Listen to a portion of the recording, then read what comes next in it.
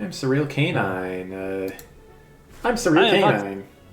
Hi, Bucks. That's out. I'm waiting for OBS to update. Welcome back to Trails of Creation X. Just give us a little bit to make sure all of the players are around, and I will send out the stream link. Wait, that's right. We use game capture for the. Yeah, I use game capture for Fantasy Grounds. Okay. Whoa, it is so big. Wow, Hubbles.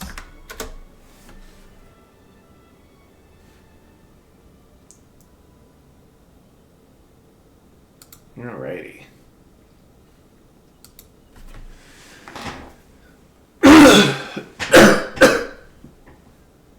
Yeah. It's D. Oh, did this not? It's dynamite. Woohoo. I'm not streaming it. It was bad enough when you wanted me to stream the TikTok. Now you want me to stream the Kick? No, thank you. Oh, you never guess. I'm sure you can guess. I got a sponsorship deal email. Can you guess from who? Raid Shadow Legends. Yes, actually. Because it's like, what? Why would you even poke me? I don't get enough viewers for that. And it's like, I'm not going to subject myself to trying to Raid Shadow Legends. I don't have a phone that can run it. I lucky. They just go after anybody, I guess. I guess. Sorry, Raid Shadow Legends. I'm not even the type of streamer you want to have sponsor that for. I lucky. Unless there's like a lucky guy. Mr. Lucky. Mr. Lucky. He's a Mr. Lucky. But this dice tower just keeps moving up and out of place. Stop that. Man, it's so weird. I've been playing Bloodstained again, and I forgot that I have my freaking photo in the game. And I was like, running into a photo of myself attacking me. I was like, this is weird. I am attacking myself. You were that tier, huh? Yes. Nice. Yeah, I only that Mighty Number 9 and Undertale was I high enough tier for. Even though I got my thing stolen from me by Butter Dragon. Darn you! Cerberus lives on in heart. I have like picture tier in Scrapdackle. Ooh. That game might not be out for a very long time though. I mean, I'm in the credits for Everhood too, so there's that. Yeah. But I couldn't make a custom mushroom because I was part of like. I also backed Animation Versus. Oh yeah, I heard of that. I heard they're making a game with that. Yeah, it looks so cool. I was offered a free game if I would stream it, but then I looked into it and it's like, oh, it's a creature collecting game. It's like, oh, that seems neat. Came out just on Steam. But then I found out outside Steam, it's an NFT game. It's made by NFT Bros. I'm like, yeah, I'm not supporting that. Sorry. It's like, sure, it could have made me it probably couldn't have made me much money. It was basically just a free game, but it's like, no, I have scruples, darn it. I do this, I stream for fun, not as a job. I doubt I'd be able to hit it as a job. I only make like 300 to 400 a year off this stuff, so. Like, I'm nobody big, and it's the fact that I'm in, like, a top 10% of Twitch streamers, and I only have, like, 2 to, like, 6 people watching a stream says a lot about how hard it is to succeed at that stuff. So, in other words, median income is basically 0. I suppose so, because, I mean, well, no, not really. Why would it be 0? I'm actually making money. Because you are making 400%, you're making like 400, and you're in the top 10%. So what did the bottom 50% make? Actually, yes, that's true. It is. It is. Actually, I think the average was like $8 or something for a year. Which I still have no idea how I made as much as I did last year, because that was the biggest year. But I mean, I'm slowly growing, but I do this for fun. I don't want to give that up. I don't want to just be like, Meanwhile, Meanwhile, everybody who used to watch my streams works now. I know. Including me. I actually leave your Twitch page on in case you go streaming while I'm at work, so the cats and dogs can hear you. So I can count on Lucky watching. Well, Luna does. Luna sits on the couch and watches. Aww. Like, I put it on my the voice. So I know she was. Yeah. Do you like my voice, Luna? She doesn't like other people. Like, if I play music now, she gets mad and, like, pees on the floor. But if I don't play music, she's fine. Okay. Well, the funny thing is, I was in the shower, and my wake-up alarm went off. And Luna got so annoyed by it. Like, I came out of the shower to turn it off, and she was pouncing on top of my phone and managed to turn the alarm off. She laid it back out, and it was like, okay, sorry. She got so mad at the phone making noise. Like, I could hear her digging at the bed while I was in the shower, and sitting here pouncing on top of it was funny. I guess she does not like needless noise. She is a husky, only she can make noise. And the kitties. Because she's been grooming the kitties like Lakota used to, so she's gotten friendly. With all but Milo, because Milo's like, I want none of this. Alrighty, I'm ready to go whenever. Okay, the cats are done, all that stuff. Nate, Becca, you two here? Yep, we're Awesome. here. Alright, let's get this party started. Previously on Trails of Creation X, the party had captured Kettle Steam the Rito, aka the Trickster. They recovered all the items she stole, including Candlefoot's voice, and they brought her to Mr. Light, but seemed like he still had some reservations about trusting the party. Until, on their way out, they encountered Lucio's older brother, or Jet's older brother, Lucio. Things got kind of awkward between the two, and Jet went cryptid for the first time. Turned into a giant Wolpertinger with some very thorny antlers. Very fun. Yeah. He snapped out of it pretty quickly, but Mr. Light came out to see if he was okay, and well, for some reason or another, he asked this time he asked the party to go to Prismere and save the carnival, and he told you exactly how to do so.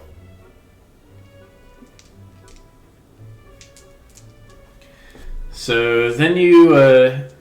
And then you guys got some food, and you watched the Big Top extravaganza, and you all made some, except for Jet, you all made wishes on some dandelions, and by the time the performance was over, the carnival's mood had more or less returned to normal, although the ground is kind of wet now.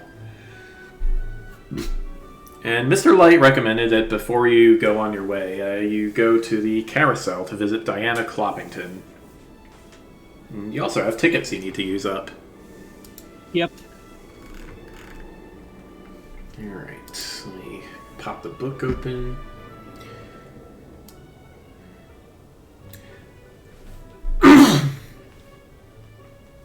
So yeah, you approach the carousel in front of the feasting orchard. You can see a rather unusual-looking Lionel there as operating the ride, which appears to be a pretty normal-looking and modern carousel, except that the 8 unicorns, 2 rows of 4, do not appear to be mounted to anything mechanical. They're just standing free on the wooden platform. The Lionel pulls the lever, and the unicorns appear to come to life and start trotting around the circular platform.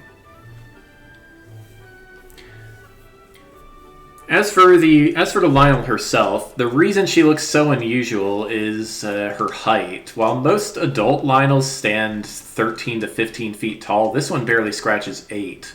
She's more the size of an ordinary centaur.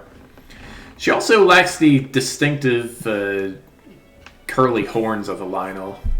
And Gordwin can see that her aura is not that of a demon, but of a humanoid.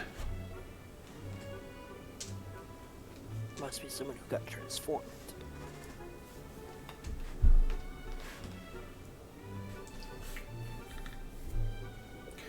The line is not especially long.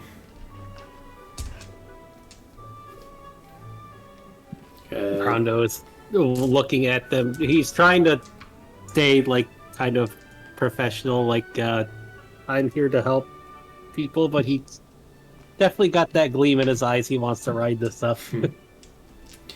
Rondo can see that the bits of paint have flaked off the unicorn's joints.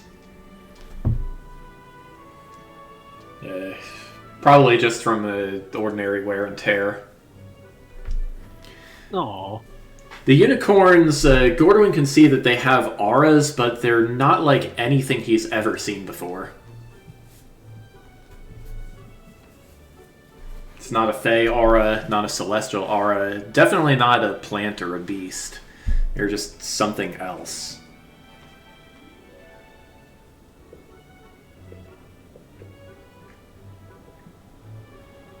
And he has absolutely no idea what it would be.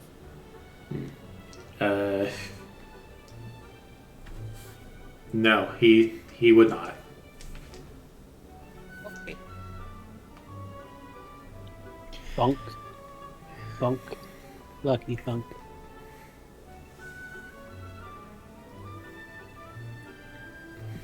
Alright, so Jet. Mr. Light said you should talk to her. Nothing in particular about riding the carousel, but it might be nice. What will Jet do? Alright. Well, Jet will approach her. I mean, we gotta find out. This was in regards to getting the Prismere and stuff, right? Or just Yeah. some things. Yes. Okay, Jet goes around the line and over to the operator's booth. Nate, what will Goderin do? He gets online. Alright, Becca, what will Mary do? Mary will also get online. Okay, Fox. Jet is hopping over to the operator station while your two companions get in line. No stays with you, watching to see what he will do. What will Rondo do? Well, Rondo needs to talk to him. Talk to the person that we need to talk to. Or wait, Rondo? Wait, no, Rondo is wanting to actually get on the thing. He's just being supportive of the others, but he can kind of tell he wants. Okay, so Jet All right, so Jet approaches. Yeah. Jet approaches the person. Yes. I'm having a brain fart. Sorry. Diana Cloppington. Poppington. Hey, Diana. Hope I'm not interrupting much. Oh, hey, Jet, she says with her usual smile. Feeling better now? Yeah, a bit. I didn't expect that to happen. I was told I should give you a talking to about some stuff before we tried to head through the mirrors. Gotta find the missing folks and other things. Diana looks over at the carousel and then nods to Jet. If you give me a few minutes to close the ride, we can talk. Aye, well, let the folks who want to ride have a ride before we close it. Just put the thing at the end. No use. I mean, folks are here to have fun, right? We don't need to ruin the carnival for them. We got plenty of time to talk after, right? It's not that simple. She leans down to whisper into Jet's ears. I'm really not supposed to say anything about Prismere. If you ask the unicorns, they will tell you, but you gotta earn their trust first. She takes out a bucket of golden paint and a paintbrush and hands them to Jet. Oh. Well, okay then. I understand. A little bit, I think. Just show them that you know the ancient wisdom and fill in their names.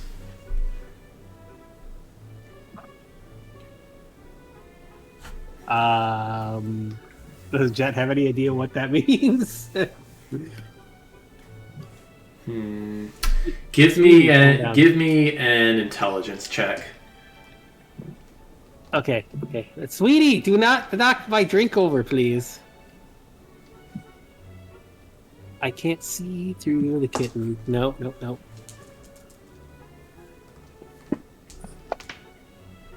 Hey, Okay. that actually does work. Jet knows that Diana was the one to name the unicorns. She did not build them herself. She took over from the last carousel operator. But you know that she is a fan of riddles and proverbs. I see. So, riddles and proverbs, huh? So we got to figure out the names of all these. Well, that's going to be a thing. Oh, I'll definitely let the others know. Thank you. I understand that you can't really say much there, but It's hopefully we'll figure complicated. this all out. So I've been learning over the past years. My old friend disappeared and all that too, so hey, haven't seen her in ages. I'm still adjusting to all this, do you ever adjust to all this, even if you've been around so for ages and ages? Diana looks down at her, at the horse part of her body. It's hard. I suppose so, yes. Alright, well, I'll let the folks that are supposed to be guiding around know about this, and they can figure this all out. Yeah, at least let them, let the other folks have a ride first, and then we'll try to solve this whole thing for it. If you don't mind waiting, I can arrange that. She, okay. Diana closes.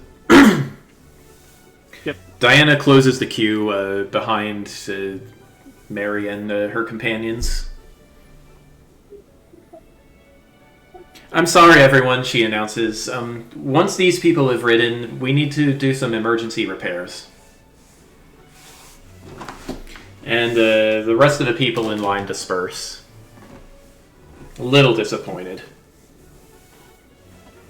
It'll be up and running in no time, don't you worry.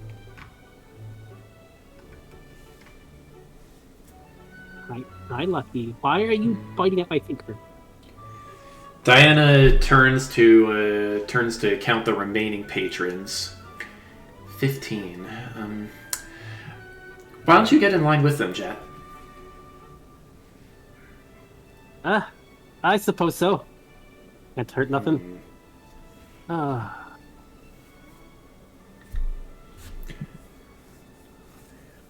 actually, excuse me.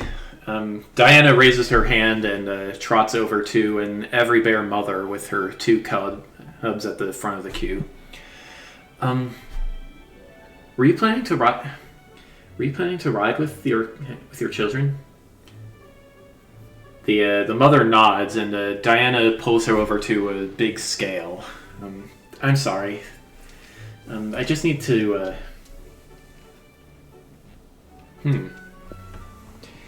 The bear mother seems amused as she gets onto the scale. 400 pounds. She's about the same size as Sister Mary, who would know that she is much, much lighter than that.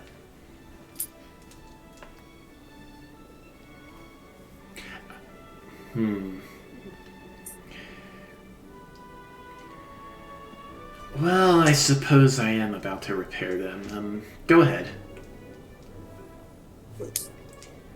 Thank you. The mother says as she gets back in line. I've witnessed the problem with this firsthand when I worked at an amusement park. Yes. uh, Rondo's like, Alright. I hope Rondo is now concerned if he weighs enough or he weighs too much. The posted weight limit appears to be 400 pounds. I do not know how much Rondo weighs normally with his weirdness, but then again, he's made out of. Yeah, in other stuff, so. your medium armored form, that's a good question.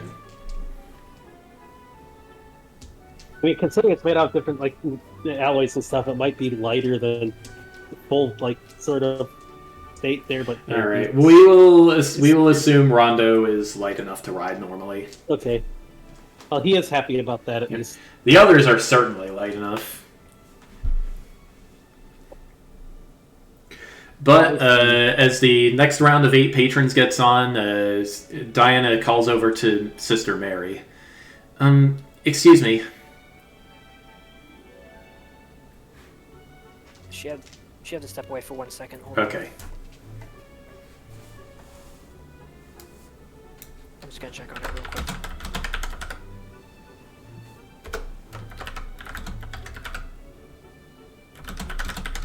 Lucky, what are you doing?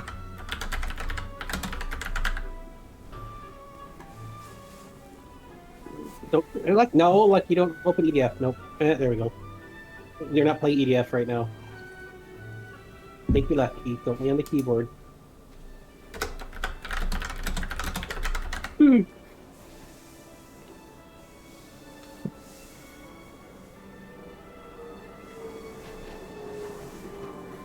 Yeah.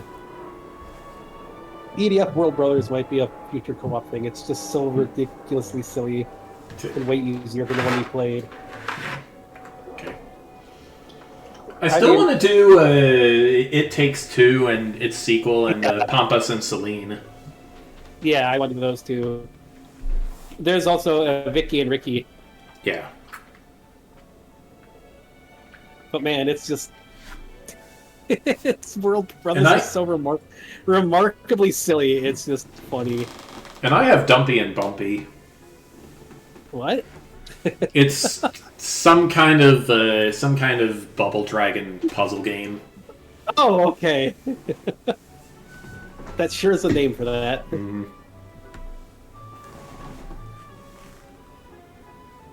But there's... World Brothers is so remarkably silly, like... They're about to go save Britain from being attacked by the aliens. But they get a distress call from a cat girl at a cat girl maid cafe, so they have to run to Japan to save the maid cafe. And the cat girl is, like, working with you and sounds super sus. Until she gets pissed off and summons a giant mecha to beat things up. So it's World Brothers is like a complete parody of EDF and everything. It's very... very over the top silly. Good times. They even do the whole... They don't look at all. They look exactly like us. And the Texan guy is like, they don't look a darn thing like us. What in the world are you eating? Like, I think the beans you ate over the campfire must have gone bad. They don't look a thing like us. Yeah. So, Hey, they Brad. just completely ate themselves. Hello, Nate. What's up? Hey, I know it's early. Can we take a quick 15-minute break? Sure thing. Oh. Sure. Must be a thing. All right, I'm gonna. Well, I don't know. I'm gonna look for food. Get myself. I have kitties. Pretzel or something. I have a mountain load of peeps from work because the mixed drinks at work did not work out.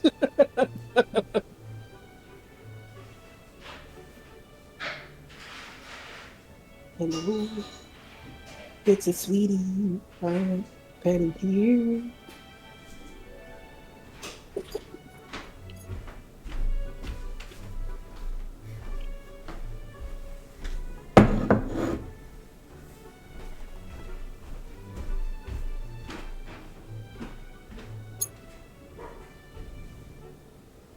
Luna, puppy. Okay.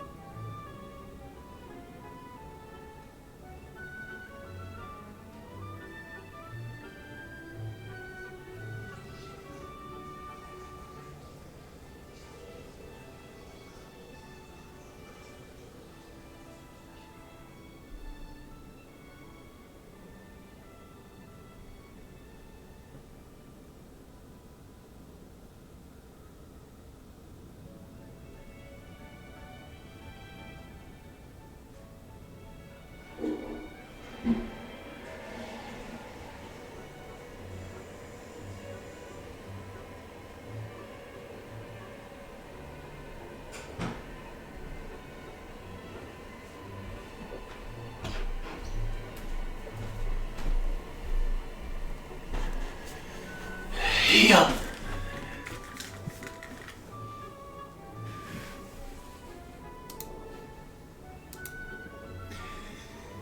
Things, they happen.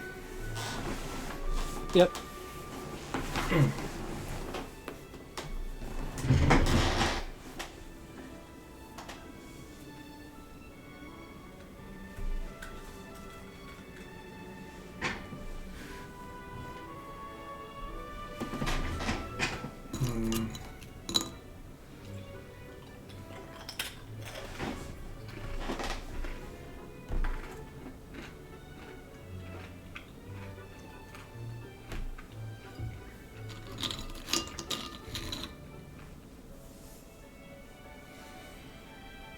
I gotta figure out what I'm gonna do when we start getting into fight scenes, whether I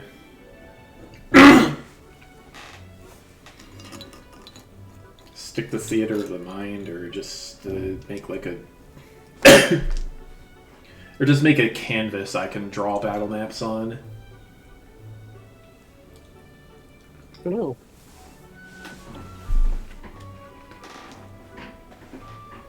Because like I definitely can't do the thing I did with the Trailer Creation Season 1 where I was using Fantasy Grounds to make all of my battle maps. Yeah. That'll take too long. Especially now that I can't work from home anymore. Yeah, that's really dumb. Mm-hmm.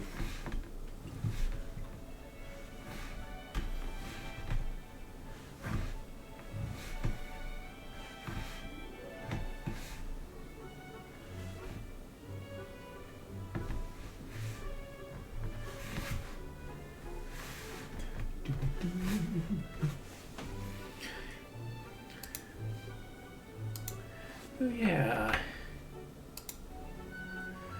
So...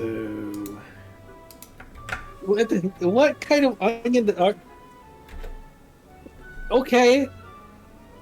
That is a very onion-worthy article. Oh, no. Title. Man gets trapped in Lake Michigan quicksand. Emerges with a girlfriend. Psh. What?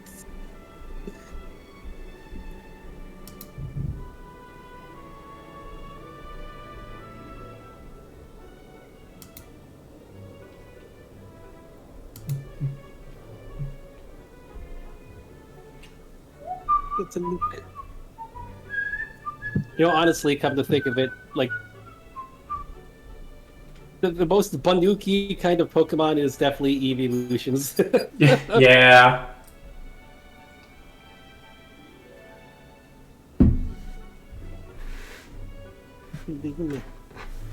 Oh god, this tea that my doctor had me drink is awful. I've made it taste a little better, but And Nate is playing Balatro while we wait. oh no. My pills have been out. So he's like, here, there's a tea that they sell at your work you should get. I'm like, okay, but it tastes terrible, so I had to like augment it. It's a Cheech and Chong tea, and it's like, it tastes. Oh, I don't see how people can enjoy that stuff. It's like the smell. It tastes like you're drinking the smell of that stuff, and it's just so terrible. Ugh. He gave me stuff to put in it to like counter the effects of it, thankfully, because I don't care about that. I just want the pain help stuff, but man, it tastes so awful. It literally tastes like you were standing next to somebody smelling it and just drinking it. It is so terrible. Oh. Hi, Luna. Hi. Yeah, and Luna is after it too. Of course she is. Where she came from, considering, yeah, she will snatch up the medicine in no time. Luna, you cannot have that. Makoto has it right now, but that's just until he gets into the vet. The vet said they give it to him. It's perfectly harmless to him. And it helps him out with his pain. Misu body. Other than the gland thing, he's apparently pretty healthy, so hopefully if I get him in there and get him some pain medicine, he'll be a lot better off.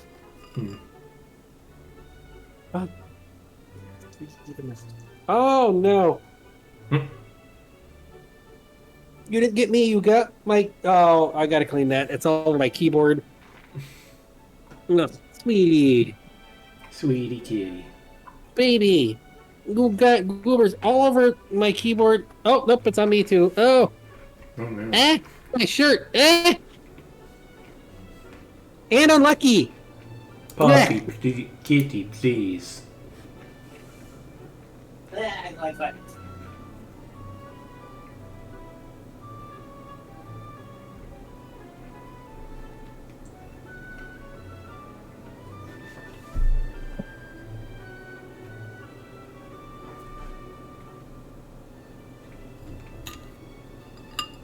Oh, huh.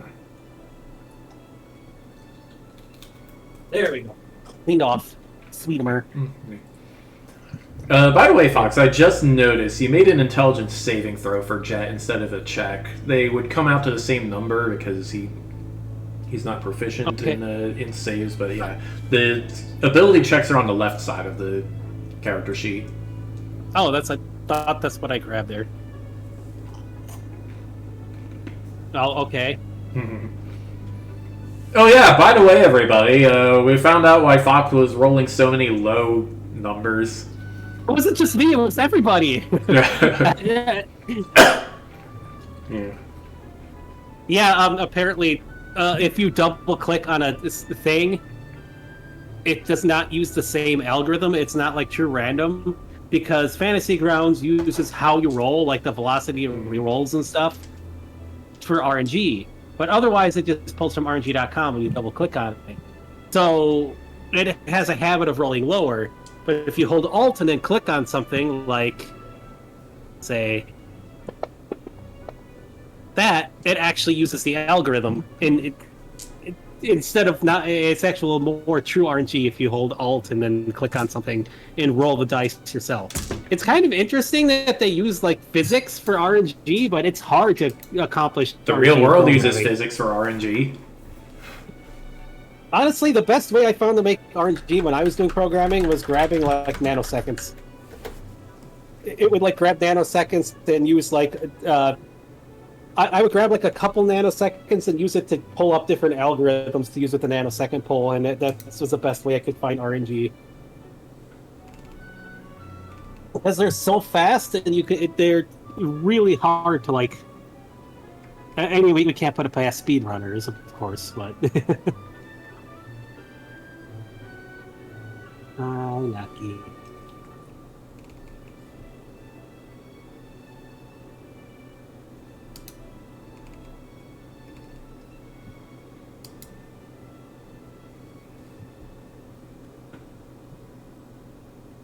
We had so many people mourning, I know. We had a bunch of people today. Morning.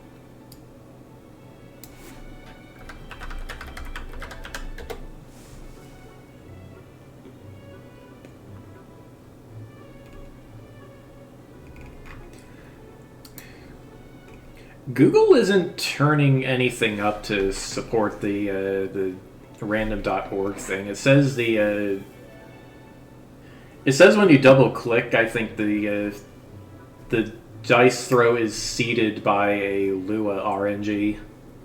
It's Lua RNG now? Well, I mean... In 2017 it was. This was people responding to like a Reddit post and other people responding to me too. So I don't know. They could be out of date with that. Let's see. But the double click was not as like RNG as like actually rolling it. Well, yeah, because like when you're actually rolling it, like your wrist movements are the RNG. Yeah. So it actually is true random numbers, unless you're like a speedrunner or something. Yeah. Random freaking radiation burst, freaking flags and stuff. I know. Yeah. Random.org, the website, actually uses atmospheric noise on a radio signal to determine its random numbers. Hold on, I can actually look at how old this post is. Yeah, post it in the Discord. I'm curious. I think I can post this up if I can find it. There's so many like other things that pull up right now. Because I was talking with other people who use Fantasy Grounds a lot.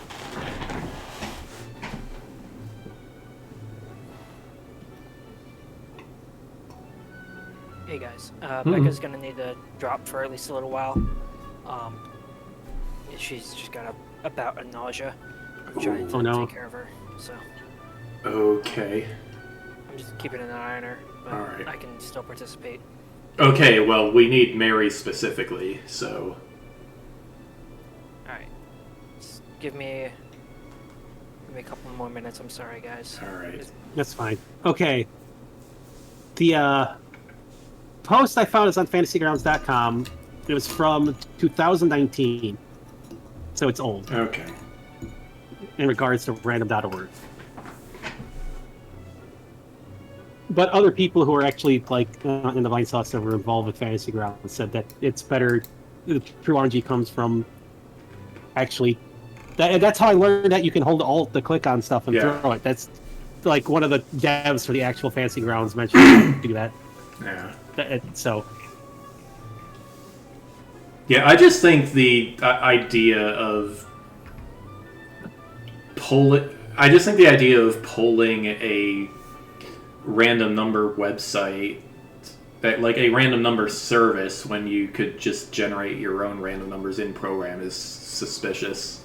Well, this is 6 years ago now, so that's probably when they were just starting out. So I can't blame them. Well, I've got a post from older than that saying it used Lua. Okay, the post I have says it pulls from RG.com. I don't know. Well, one of the devs said that double clicking is not like true RNG. You got to use the wrist roll, and they told me how to do it. So that's pretty obvious in retrospect. It's like Visual Basic, where I could predict every single freaking roll practically when I was programming with that. Like, oh, if I start the program, it's always going to start with an 11 on the first roll. It's like, this is awful. That's why I came up with like the nanoseconds and various algorithms to put it through to try to get RNG. Yeah, QBasic, it had a couple of keywords you could use to see the RNG based on your computer's clock. I think it was randomized timer. Yeah, this was Visual Basic, and it didn't have that. Unfortunately. I just made my own program for it. Yeah, QBasic was my first programming language. Mine was COBOL, and then QBasic. COBOL database, and then QBasic. Thankfully, I didn't have to do much COBOL, because they're like, this is outdated, and this is terrible, so... Yeah. But yeah, QBasic was my first one. Elon Musk's team of hotshots is trying to remake a bunch of COBOL stuff in all the modern languages. That is ridiculously hard to do. My dad would know that. That's COBOL and database crap is why the Y2K bug was even a thing that needed to be fixed. It is not easy to convert over. It wasn't just because it was written in COBOL. Like, when computers were first starting to be a thing, they used a two-digit year to save space. Yeah, but it's also COBOL and database were designed using that in mind. Yeah. So it needed to be... Oh, you're saying COBOL's database functionality natively uses a two-digit date format. Okay. Yes. Yeah. Database. I mean, database and COBOL. I mean, database was the OG, like punch card kind of stuff, and then and other things. Oh, database was awful. Thankfully, I did not need to learn that very much. I mean, I was the National Q Basic, Visual Basic champion in the past, but that nobody uses either anymore, I don't think, so... I don't hear a lot of people talking about the Unix 2038 bug either. That probably because everybody just quietly switched over to 64 bits. But yeah, like 2 to the power 32, I don't know, it's like, it would be like, would it be signed or, I don't know. 2 to the power 32 seconds from the start of January 1st, 1970, is some point in the year 2038, and when that time rolls around, the 32-bit Unix timestamp will roll over to 0. I see. So same thing as the Y2K bug. Well, it'll be way easier to fix because back then the problem that my dad and others had fixing that was that there was no unified structure for updating computers and hardware. Yeah. And now there really is. I mean, there's still going to be problems because people that don't connect everything to the internet, but it's going to be way easier to deal with.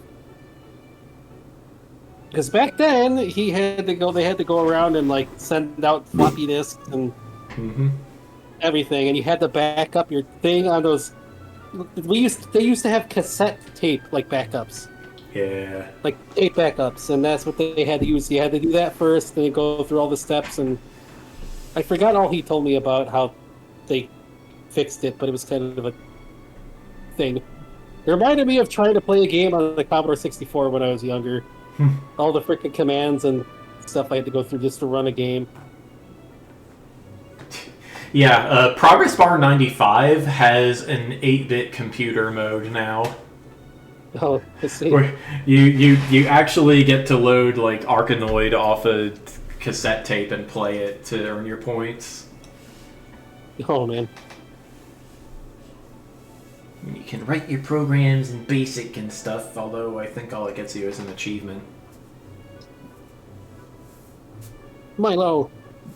Oh yeah, Milo was spazzing last night in a hilarious way. Kitty. Like, I heard him making noise, and I just heard rampaging around the house, and then I felt him, like, a cat run onto my chest, and I pulled it, like, I looked up, and he did, like, the whole side, like, puppy cat thing where he arches his back. And he just, like, and it ran off. I was like, okay, Milo, whatever. Zoomies! I don't know why I did this, but I added a glossary entry for zoomies.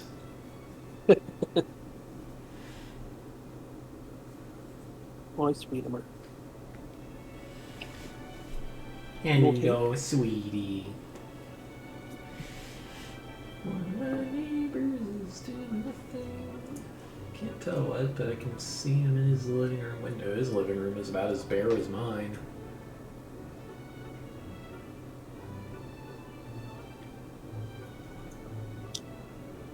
Somebody else is watching TV, and I don't know what that guy's doing. Can't really see anything. There's just a light on. Actually, wait, that's a kitchen window, isn't it? No. No, that would be... Would that be a bedroom window? I don't know.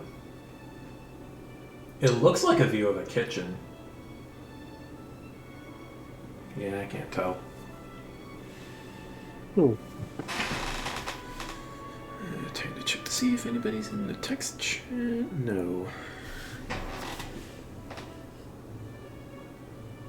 Sweetie's staring at me. Sweetie the kitty, sweetie the kitty. I gotta decide if I'm going to eat what I'm going to eat for dinner. If I'm going to eat my tuna or not. If I do, then I'll probably just pick up another tuna steak before work tomorrow and just use it for sashimi. Oh yeah. Although I will definitely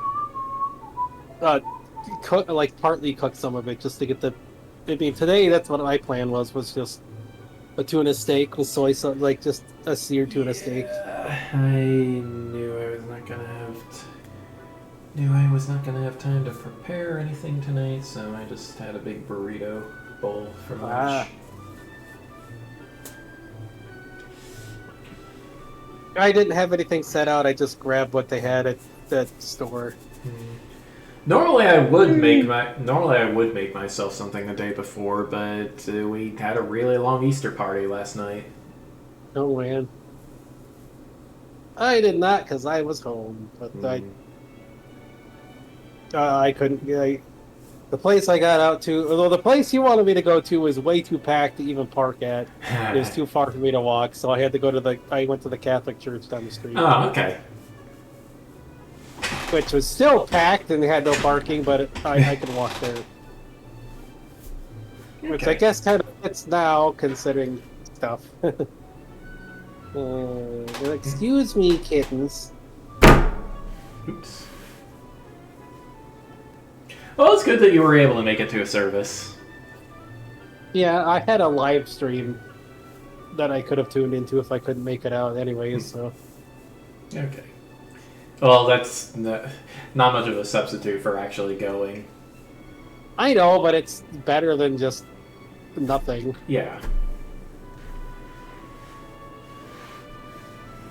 Make any friends?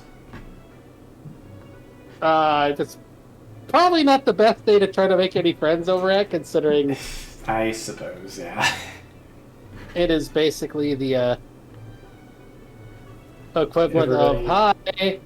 It's like people who never show up for at all year all show up at the same time. Yeah, that is not the reason I had in mind, but that is very true. Yeah. We didn't have a whole lot of people at our service that I don't usually see. It's also, I was one of the youngest people there too, so that's also a problem. It's like I need people more my age, not people who are like double my age. But that sure is a thing. Hi, sweetie. Hi, sweetie. Hi, calm down.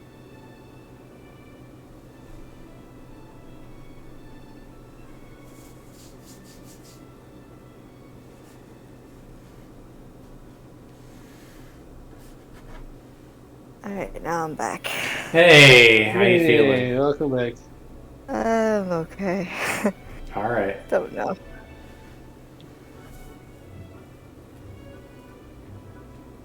Okay, let's just wait for Nate then.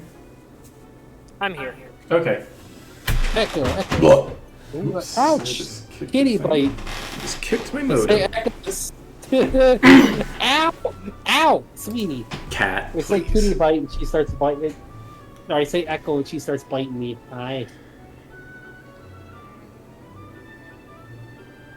It's a kitty. Alright, well, after the next 8 patrons get on the carousel, Diana walks over to Mary and asks her to step onto the scale. Okay, Mary steps on the scale. Alright, let's see. In addition... Alright, it comes out to 203 pounds, including all the stuff you're wearing and carrying. Mary would have expected this, but Diana scratches her head. Well, okay then. Luna. Leave Lucky alone.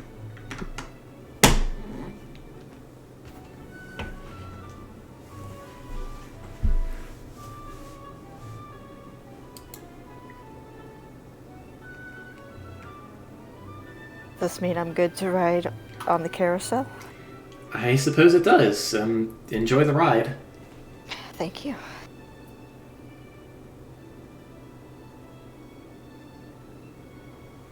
She does the She does the centaur equivalent of a curtsy as you get back in line. And soon it is your turn.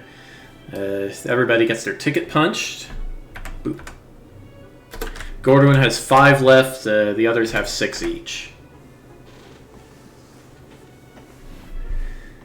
And you all ride the you all ride the unicorns.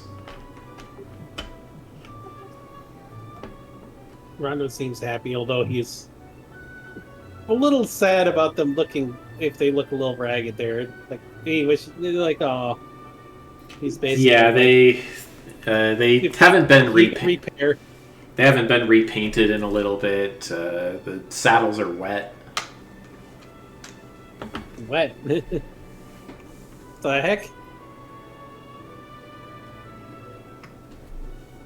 Yep, they're wet, discolored, and cracked. Oh, if only we had the repair spell on us. Phoebe, Phoebe, Phoebe. Alright, so, yeah, once your ride is over, the unicorns just return to a unmoving standing position. Alright, Fox, Jet is the one with the paint. What will he do? Alright, folks, well. He'll give them a rundown. Like, okay, we gotta figure out their names and such. So, we got some painting for everyone to figure out. Hopefully you all can figure this out. Because, I guess they'll give us some advice. We might gotta talk to the unicorns.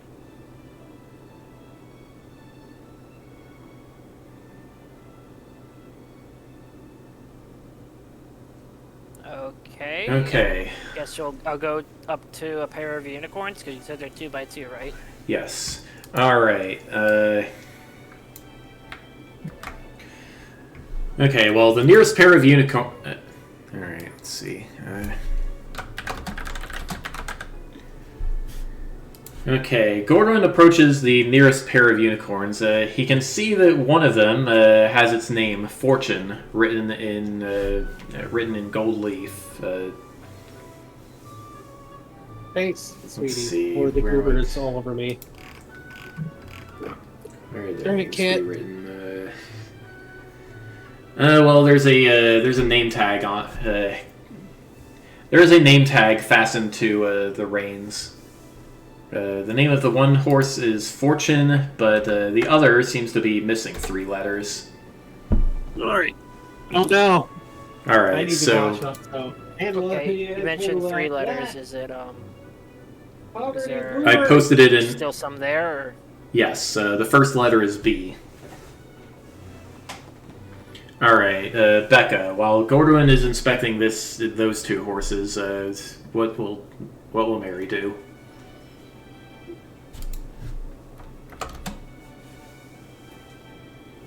Does Mary understand the inscriptions of what Gordon is trying to decipher They are from those horses? they are written in common. Okay.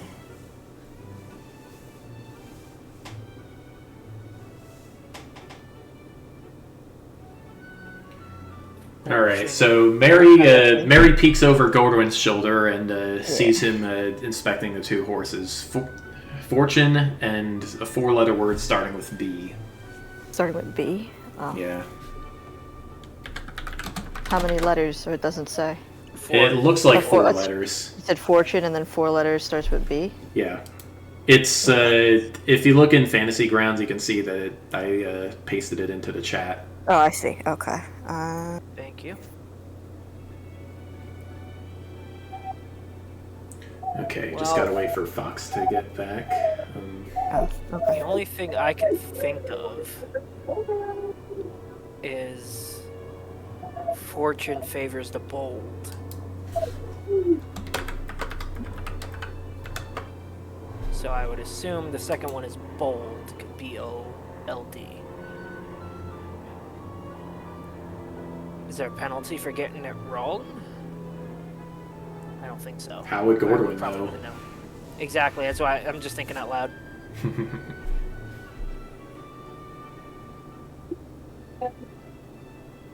Alright, well, we'll take note of bold for now, and I guess we'll write down the name at the end. Or- Yeah, Jet is the one. Jet is the one holding the paint. Yeah, okay. So I think the first one's Fortune and bold. Alright. Do we have to wait for? Should we wait for Fox? Or Okay. No. Okay. So now that Gordon is okay. There we Hi, go. Fox. All right. Gordon and Mary went over to inspect two of the horses. What will Jet do? Well, I got to find some of the horses that aren't taken up. You're still Okay. making sure, like, the others have the stuff. Like, All right. Ronda's going to look around too to try to take the stuff, I suppose. Okay. The two horses ahead of Fortune and his companion have these labels on their name tags. What will what will Rondo do? Rondo's going to look at any others that are there too. He's just Okay. Rondo sees these two, and as Gordon and Mary finish their inspection, they go one row back to see these two. what?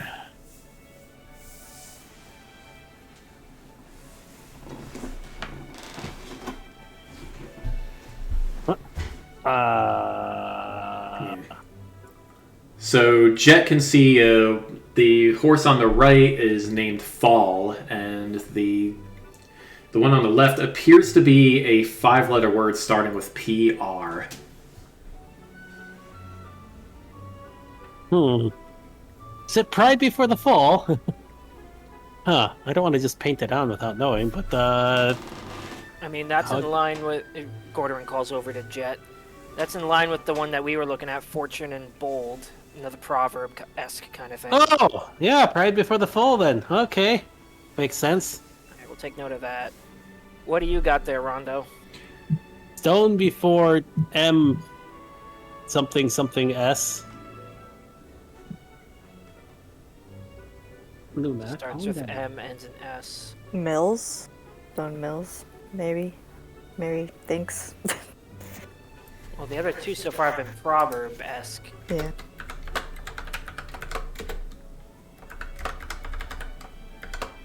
Okay, As long as Gordon it's make not- a intelligence check or something? As long as it's not Stone Man's, then somebody is very much playing too much Mega Man in regards to me, is Rondo. Luna, stop! Gordon would not. I mean, if Gordon doesn't know if Gordon doesn't know, then he doesn't know. Okay, maybe there's something in the back of his head. I was thinking, but whatever. It's all good.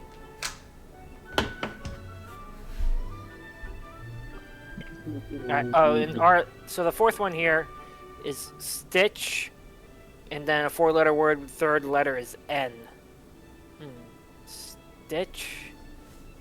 I mean, I can think of snitches get stitches, but that was from my old days as a thief, but...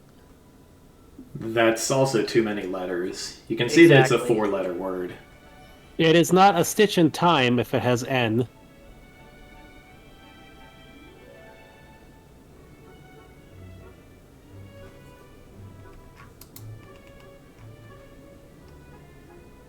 It is not Lilo.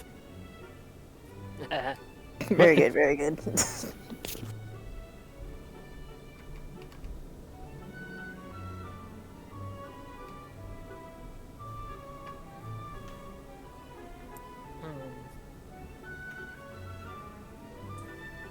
Indeed. No head tilts. Wasn't there more to that proverb? A stitch in time, something, something, something. Say 9? Or something like that? Maybe. Wait, what was that last word? 9? I mean, that fits. The third letter in 9 is N. Okay. So tentatively, we got that one. Nono walks over to Stone and Mills, apparently. That too, not enough letters. One too many. Or too many, yeah, that's what I'm saying. This is one L.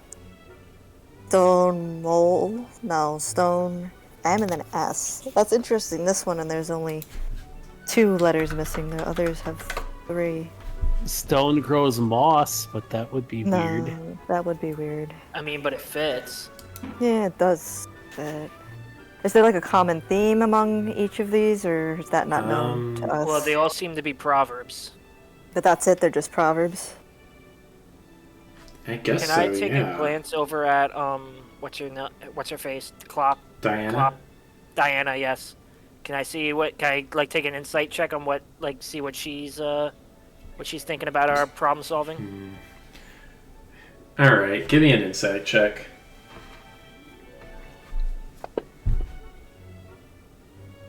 Oh no. Well, I am proficient. I forget what proficient means. I forget what that means. It means you add your proficiency bonus to the check. Alright. Oh, that's the 4. That's the +4. Okay, got it. Yeah, +2 from your wisdom score and +2 from your proficiency bonus. Understood. Sorry, you were saying. All right. Well, you can see that Diana is flicking her horsetail pretty excitedly, and she's smiling. Hmm. Well, don't just stand there. She calls out suddenly. If you think you got it, then write the names. Alright, guys, I think we're close. I whisper to the party. Should we give it a try? Well, we need to figure out this one. Oh, I'm sorry. This one meaning Stone and MS, right? Yes. Okay. Are there any hints in our surrounding areas? Or no? There do not appear Perhaps. to be. No buildings with any writings, or... The only thing I can think is moss. I do not know why that would apply. I mean, they do say still stone gathers moss, right? That's a Yeah. proverb. I thought it was a Rolling Stone gathers no moss. Well, that seems to fit then. Like, well, if y'all think you got it, then let's go and do this then. Yeah, I mean, moss fits, and so does bold, pride, moss, and 9. Sorry. So Stop licking. Gonna cut it should out. be. I mean, it all fits. Let's go for it. Okay, let's go for it.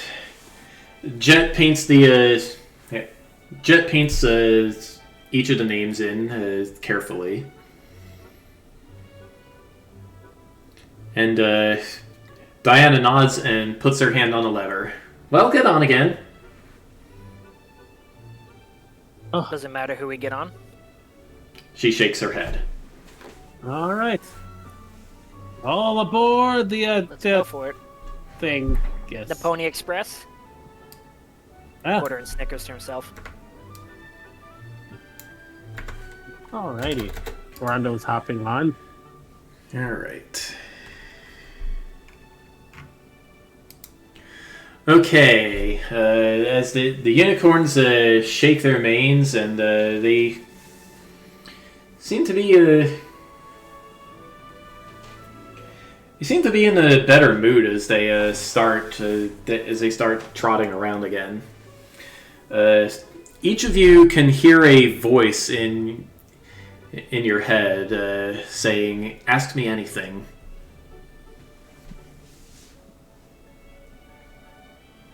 Ask anything. As far as each of you can tell, it's the voice seems to be coming from the unicorn you're riding.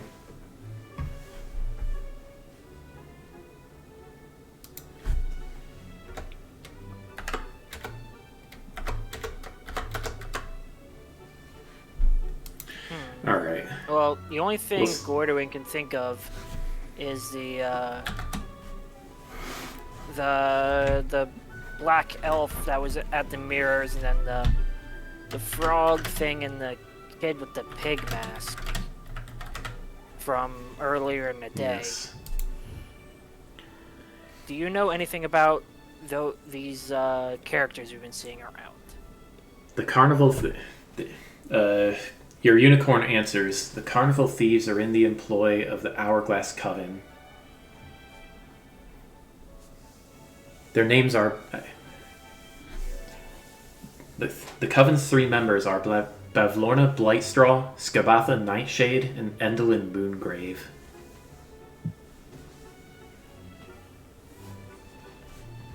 All right. Becca? What does Mary ask?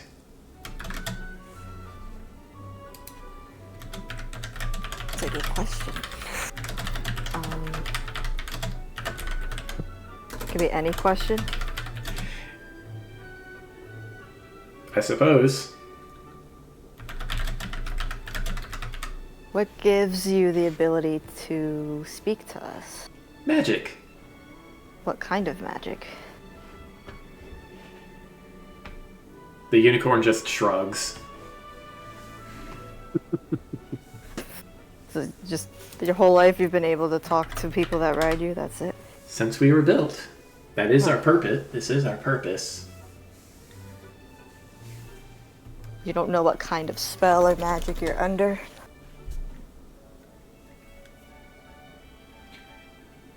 The unicorn remains silent for a while, and then she says, I suppose I've never really thought about it before. Do you know who your creator is? It's a general question. Yeah. Since they were made, okay, do they know who made them? Let's see.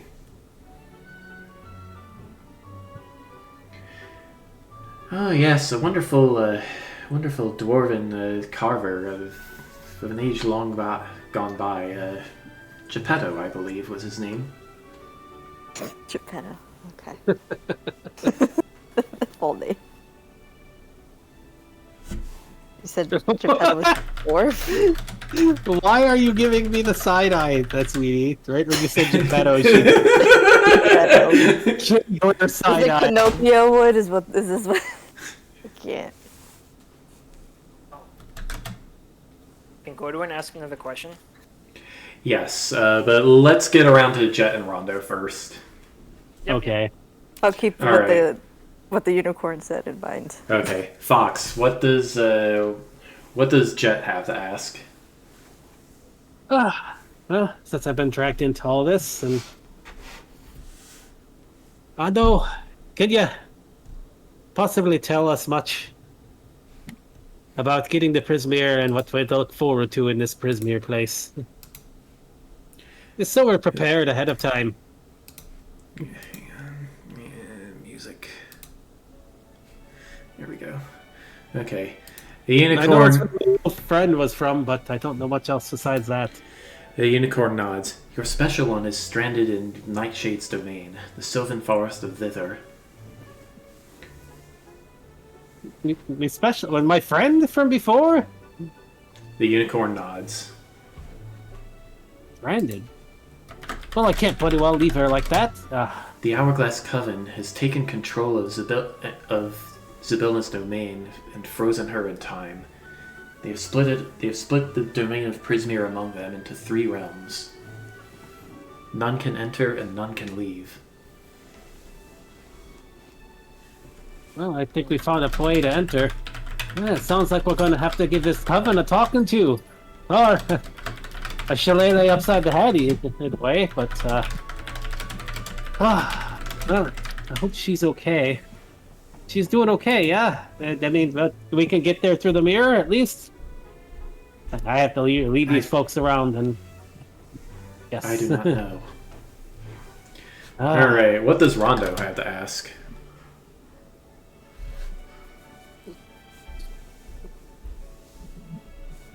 Sweetie, don't sneeze on me. Oh, was Rondo able to hear Jet asking stuff or No. anything? Anybody else? No, it's a Okay. private conversation. Okay. we are trying to head to this Prismere place to find missing children and missing other people.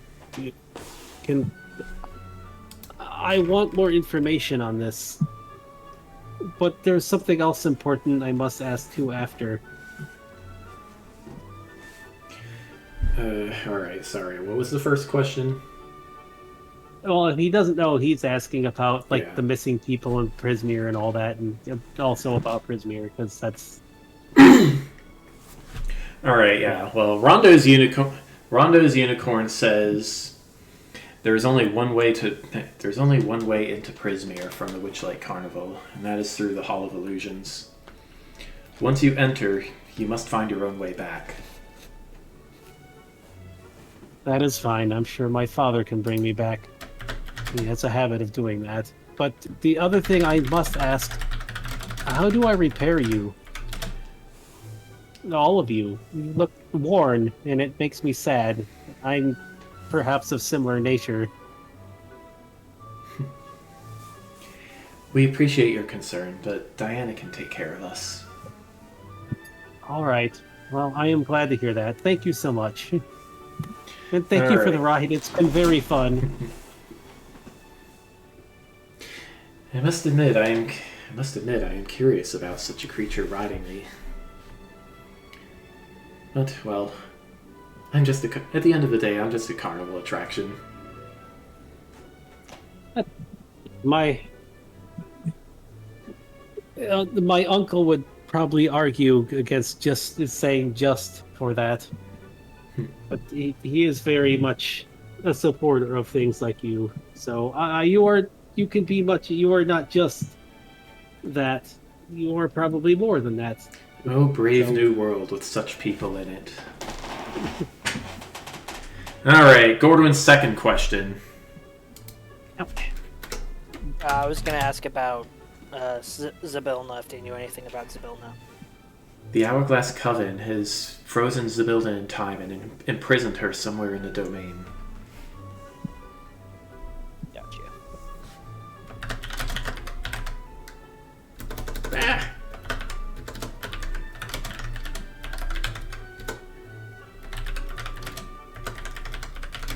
His tip isn't here.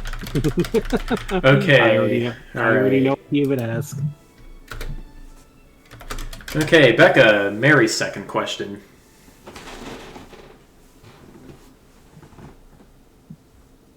I think she has a second question. Hold on. Alright, well, while we're waiting, Fox, Jet's second question.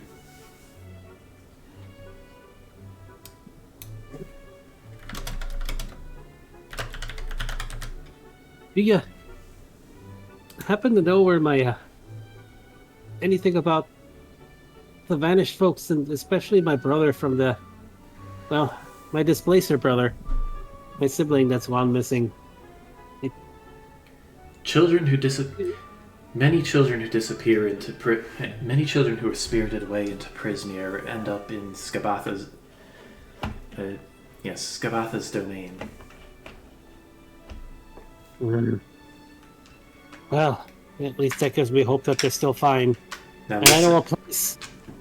And one more thing. Granny Nightshade lives in a dead, hollowed-out tree. She sleeps in a dollhouse and can't remember the first creature she sees when she wakes up. What you do with this knowledge is up to you. I gotcha.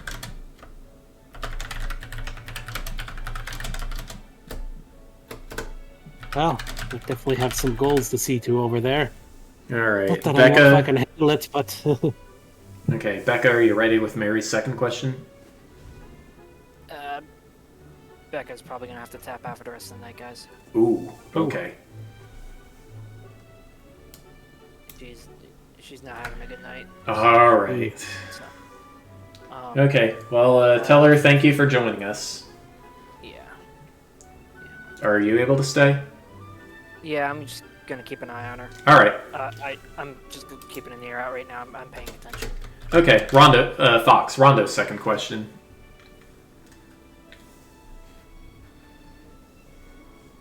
I mean that Okay. His second question outside of the repairing thing. Let's see here. If he has one. Ah.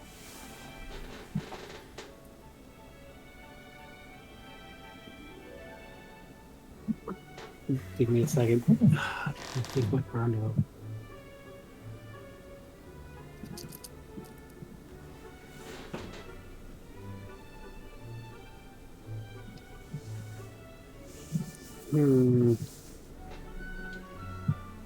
Let's see, he's already asked about that stuff. What would he ask about? Oh, there's something else relative. Do you know if there is a way to help Jet reconcile with his family? I do not know what all happened, but they sent me to find him, and I want a happier ending between them.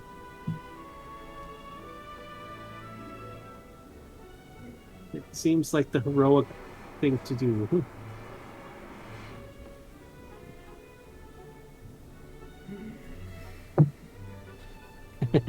Rondo asking the hard philosophical question kind of stuff here. Bring his brother along on the quest. We will have to ask, but thank you.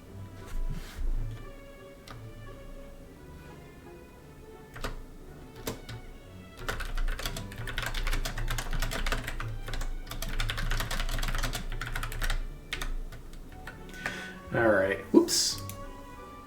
Okay. As the ride ends, the unicorn that Gordon is riding calls out to him one more thing.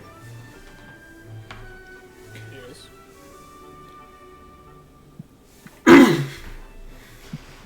The Hourglass Coven is so riddled with distrust that each of the sisters thinks the other two are plotting against her.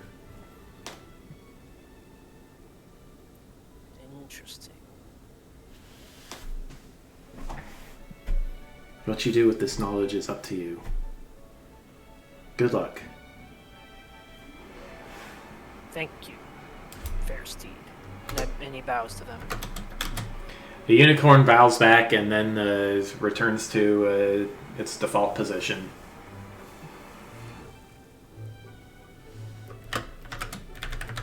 Well, then you're all done. What do you say we share our information that we all got? If you're open to it. Sounds good to me. Reason. Yeah, I've got reason to be going where you're all going outside of just guidance anyways. I hope she even remembers me. I see. We got a thing. Thing has been got.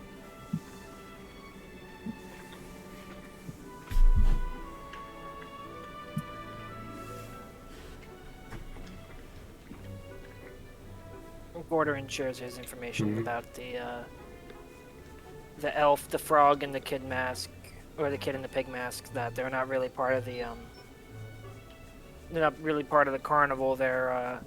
But they're part of the Hourglass Coven, and that they're all that they're trying to ruin the carnival.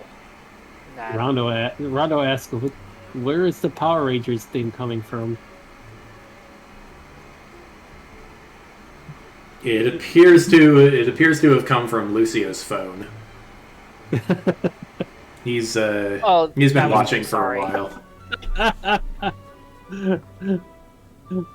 Okay, I just had to break the fourth wall on that. I was like, I know what that is.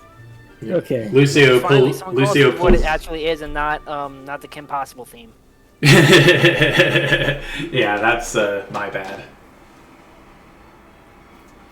Yeah, What? Lucio Anyway, whips it. No, Kim Possible is like dun, dun, dun, dun. Oh, you thought it was that? Oh. I thought it was the communicator. Most people think it's the communicator. And Gee. I'm glad I'm not the only one, but yeah, I figured it out eventually.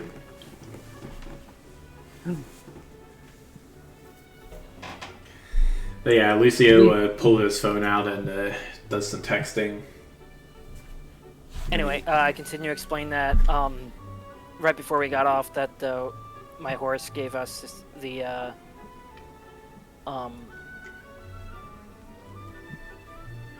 insight that that they mistrust each other, and we might be able to use that against them. Right. And I also learned about, well, my brother, not the rabbit brother, but the Spicer brother and the missing children may be in a specific place. Lucio is staring at Jet now. For whatever name. What's the name of that hag there? Skabatha Nightshade. Or the granny? Is that the granny that forgets Granny stuff? Nightshade, yeah. Granny Nightshade apparently doesn't remember the first person she sees, so we can use that to our advantage, especially if they don't trust each other, perhaps, but... That's weird, Nono says. Well, what's so weird about that?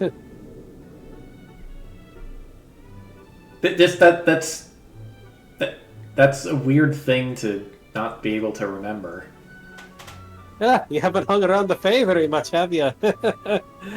But... I guess not. Who knows? I've given up on trying to understand the logic myself. I've been around Fae for so long. Oh yeah, does Rondo even... Or not Rondo, does Jet even know he's Fae at this point? Somebody probably told him. It's like, I'm Fae myself, and I don't even get it. That's just part of the whole theme.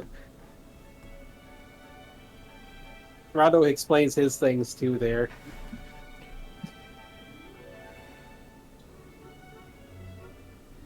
So, this is all that I know. And also that apparently we should bring your brother along. Your bunny brother, not since your other is missing. Oh,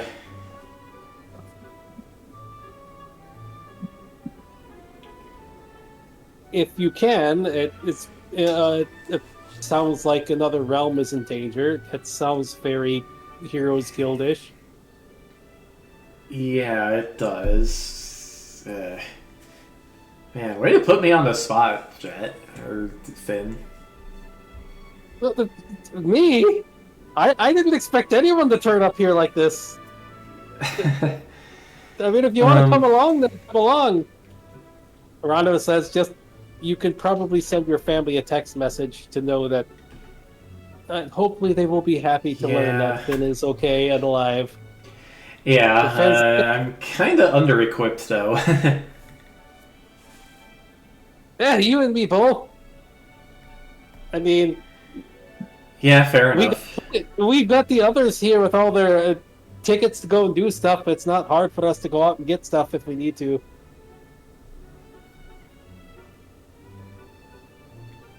Rondo says, Well, why do you not contact the Academy and the Heroes Guild? Perhaps they can hook you up. You already know my father, so I'm sure we can get you your equipment very timely. Yeah, you're right about that. And Lucio goes on to text the Emperor. No, the Emperor the Bastion would definitely like, yeah, sure. So. Okay, let me add.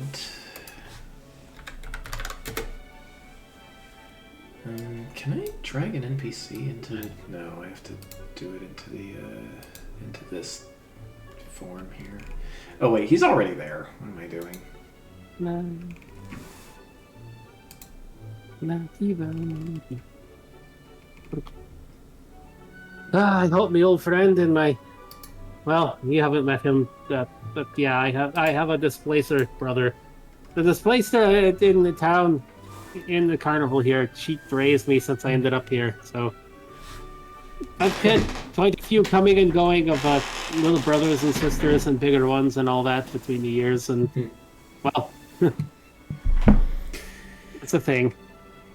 But then again, it's also a thing that I come back here and the world is back together after it supposedly was gone, and, well, it's a relief and not a relief, depending on which part of the conflict in family you want to talk about. Hmm. But I don't know a thing about what father is like anymore, so I can't speak for any there. Well,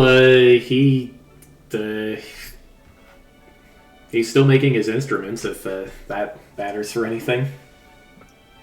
I don't know much if that changes much at all. Hmm. But hopefully mom is doing okay.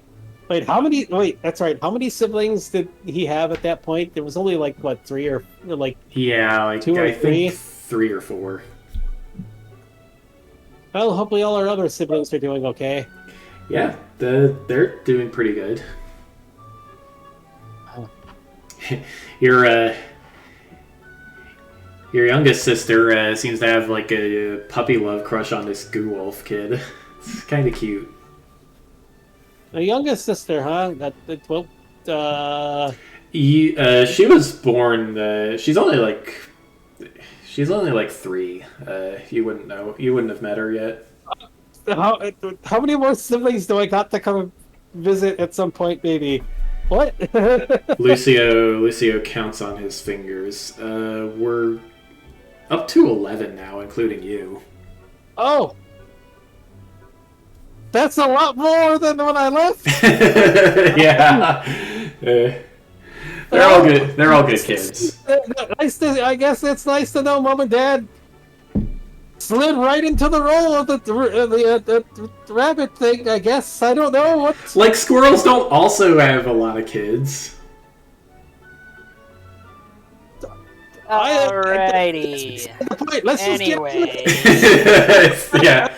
Okay, yeah. Sorry to interrupt. Sorry to get this off track, guys. Right, there's loud rumbling noises are launches. There's two rocket launches in a row tonight. So there's a SpaceX and a resupply the ISS launching right now. So you will hear rumbling noises. That is what that is. Who here has a phone? I am my own phone, says Rondo. Okay, let me give you my number. And Jet gives Rondo his phone number. I'm gonna go shopping for some gear. Call me before. Since do I have a phone? I don't have a phone. This is news to me. Mary realizes just now that she forgot her phone. But I think you meant Lucio had his phone. We specifically grabbed that. Really?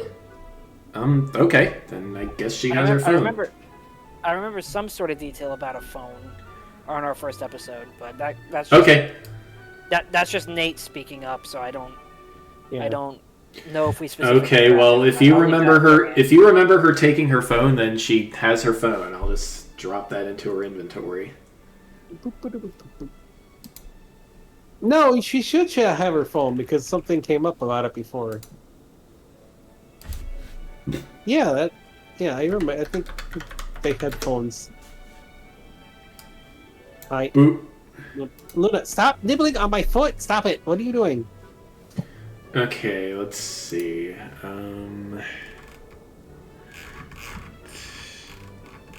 Alright, so, yeah, carry on, I guess. My wayward son. Carry on till you are done. I cannot sing right now, even though I have all of Rock Band, but... ow. Stop.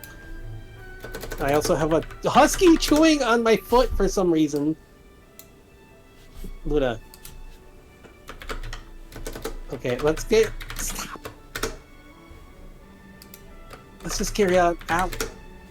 Stop, Luna! I'm gonna mute myself if this keeps us up. Okay. She's like licking my feet and chewing on my feet. All right, and there goes Lucio hopping off. Don't forget, he says, and then he goes.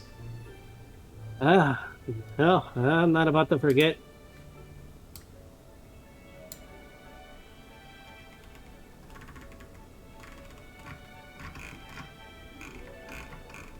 All right.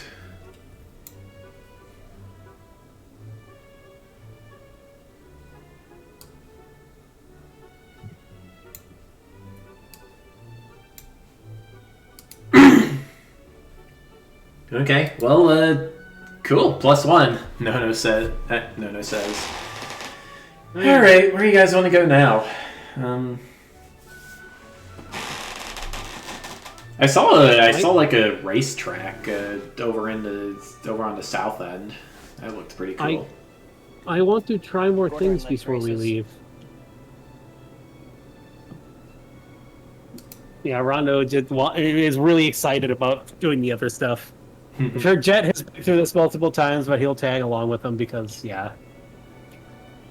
Although he might at some point go tell to displace her mom he's about to head out and hopefully find the. Okay, so that he might have a lead on the missing sibling, and he'll do his best to find him.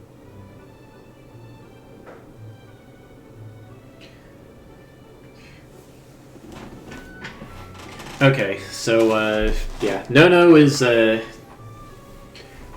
Rondo over to the racetrack on the south end.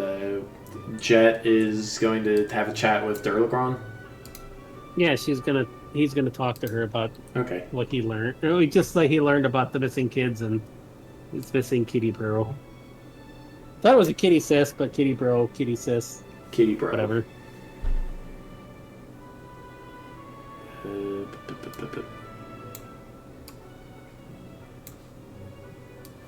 We run across the map.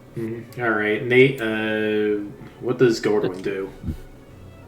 Snail. I'll go to snail race. Okay.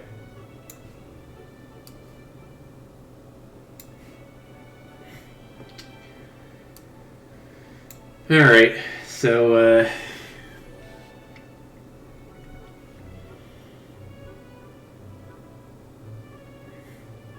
all right. Well, Durlagron gives Jet a big tentacle hug and wishes him good luck. I'll try to find him and bring him on back for you. And maybe, depending on how things are, since I ran into my apparently now buddy bro, and hopefully you and him can meet the other part of my family that I want you to meet. Can't say much for my original dad, but hey, we'll see how things go. Perhaps. Can't have the carnival all falling apart here, so I'm gonna see if I can find those missing kids, missing bro, and me old friend who's apparently caught up in this too. So, thanks so much.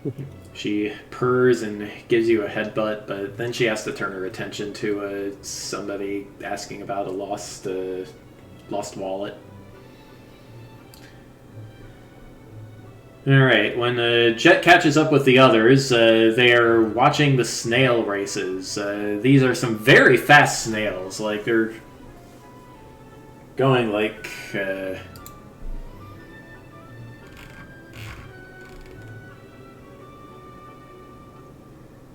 it's 80 to 5, nice. Yeah, like they're going like over 10 feet per second.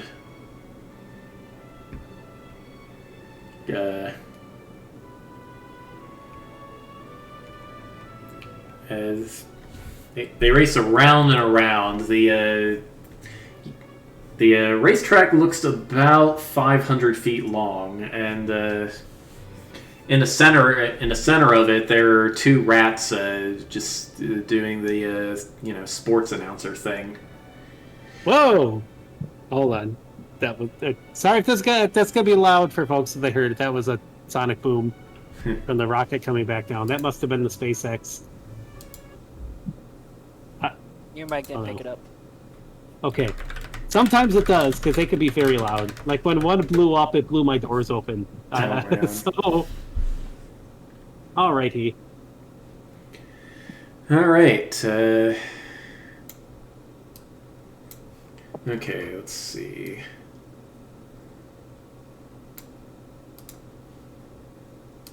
I guess we'll sit in the stands and watch around to see Yep. to get some insight. At least that's what Gordon will do. He'll watch Yep. and see, because he's realized at this point that each one of these attractions has some sort of gimmick. Yep. Oh. Well, while you're standing in the crowd, you can see Kettle Steam is sitting here, and she throws a banana peel onto the track, and one of the snails runs over it and lurches forward, and his driver almost loses balance. Kettle Steam snickers and stands up to go sit elsewhere. I think I have heard about this thing before.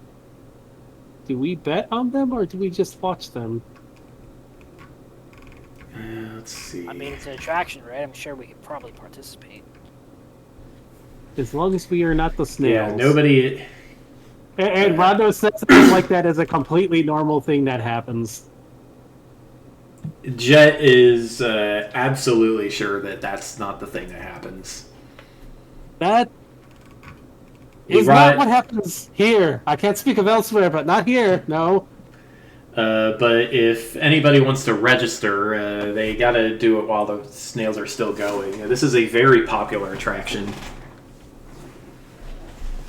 Rondo's like, I have an idea. He's observing the crowd. Of course, because he's been around his dad and his uncles and aunts and stuff. So he's observing who has the not too much encouragement, not no encouragement, but just enough to win the race. He's trying to find that, just observing everybody. It's very silly, but this is his only frame of logic for this sort of thing. Yes, well, it looks like one of the fairgoers just taps the shell of the snail with his foot, and the snail actually slows down. You hear annoyed shouting, and well, eventually the snail starts going at normal pace again.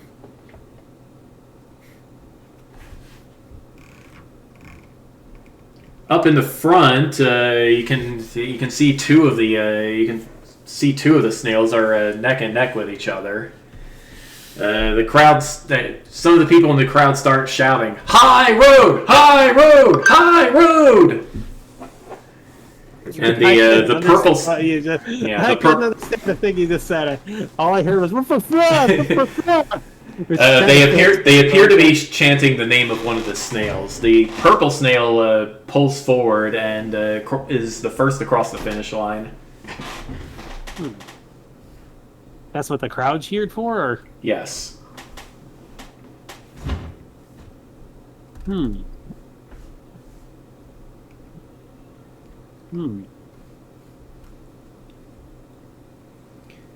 nobody interfered with Kettle Steam throwing stuff in there either? It doesn't look like it. Can Gordon go over to Kettlestein?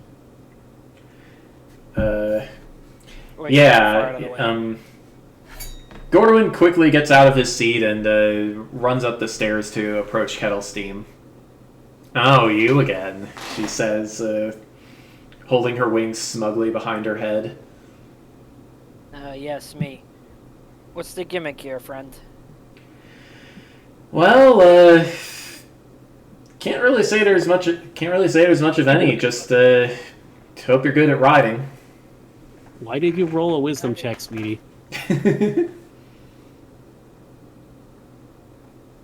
I mean, if you want to help me chuck some lettuce, that'll be a good distraction. If you want one of your guys to win. All right. I'll remember that.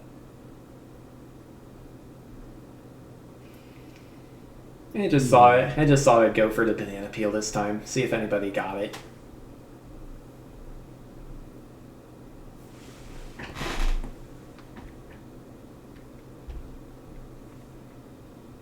Gordon goes over to register for the next race. Oh, actually, now that you're here, screw the lettuce. I think I want a rematch.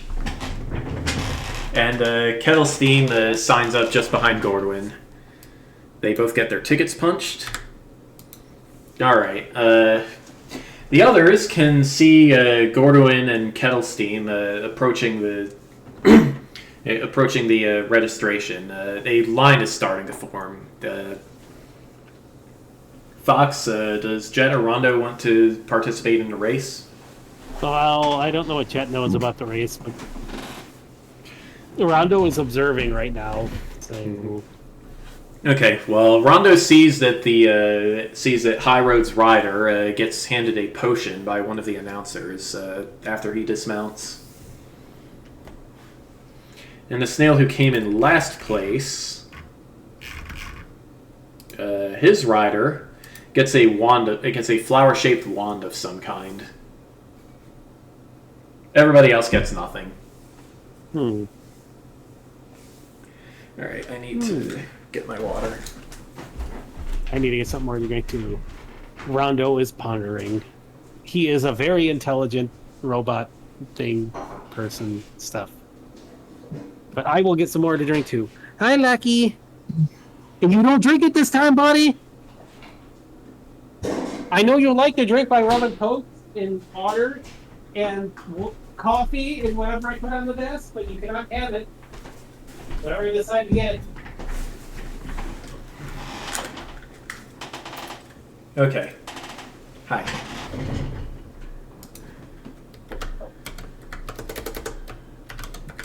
I know what I should get. Root beer!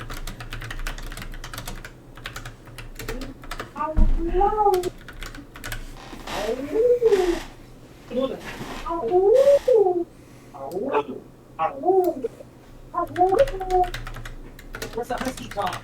You're just barking. Husky fun. Oh,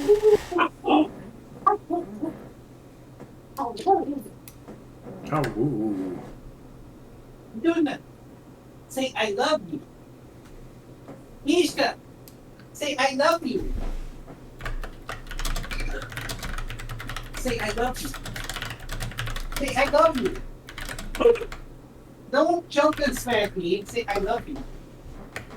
Mishka, I love you. Say I love you. Luna, say I love you. No, don't be on me. I love you. Luna did it. Luna did it. And Luna gets up here. Say I love you. Say I love you. Mishka, say I love you. I know you know what I'm saying. Say I love you. Say I love you. You want it? You want it? Say I love you. Mishka, say I love you.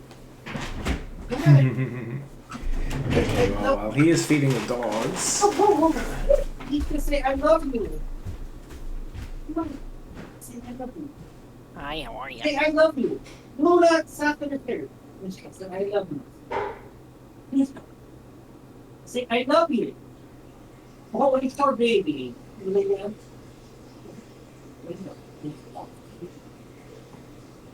There. Fine. You're nervous about Luna. That's fine. Where's my roast beer? The rest of my dead, the rest of my roast beer. Horrible food. I'll go little.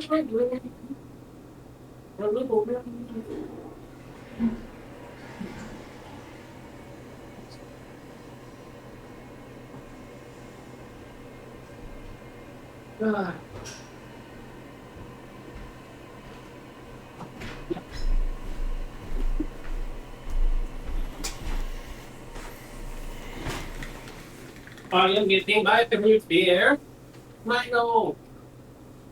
Milo. Milo. Milo. All right. I got my root beer. I got my root beer and my boy. lucky and my kittens in the way. All right, I'm back. Okay, Nate, are you here too? Yep, I'm here. All right. Okay, so Nono and Mary also get up out of their seats to join the race, along with four strangers. Rondo's watching the others go.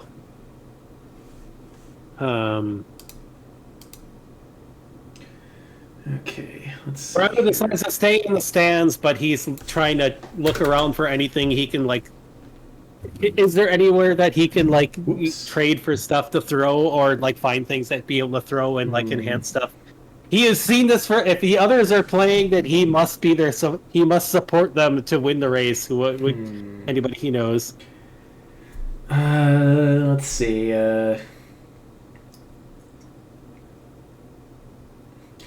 Well, somebody was. Kettle Steam was throwing stuff earlier. She would know if people are. She would know if there's anything nearby for sale. He will try to ask her if he can catch up to her. Oh, the lettuce. She says, nah, "I swiped that from the kitchen." Oh. Well. Where is the kitchen? She points with her wing all the way toward the north end of the carnival. You don't have anything left to throw?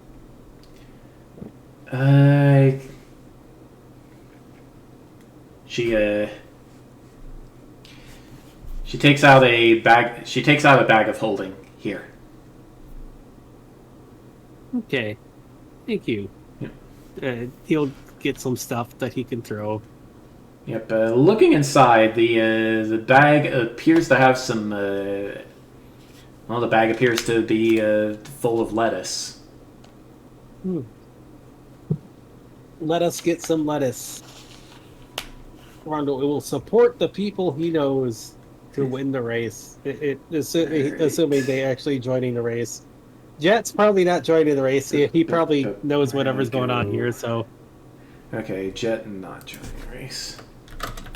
Yeah, he probably knows what's going on with this thing. It's kind of weird for him to join some of the stuff when he. Okay, I worked at a theme park, so I know it's awkward to go on your own rides and stuff.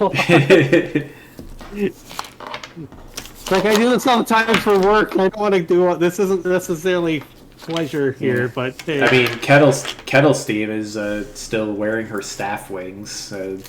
She knows she doesn't work for the carnival, but she doesn't seem to care. Of course. Okay, I need to find the book. Here it is.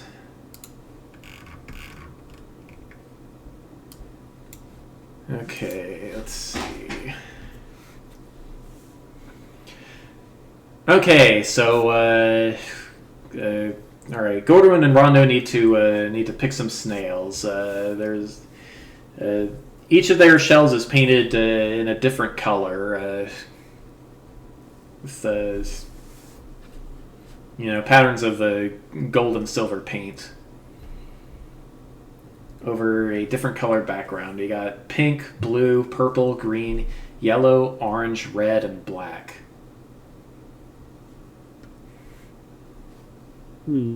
So, Nate, Gordon was the first in line. Which snail does he pick? Let's go with the red one. All right, Breakneck is the snail's name. Okay.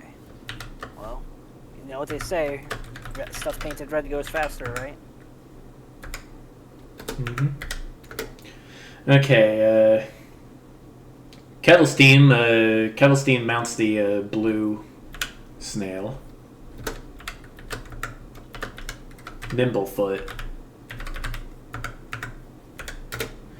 All right, Fox. Which snail does which snail does Rondo want? Or wait, Rondo is. That's right. Okay, Mary. He's coming from outside. Yes. Let's see. Mary goes for the yellow one.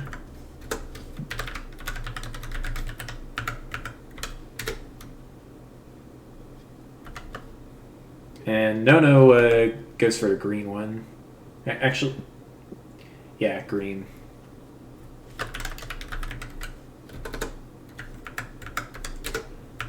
Okay.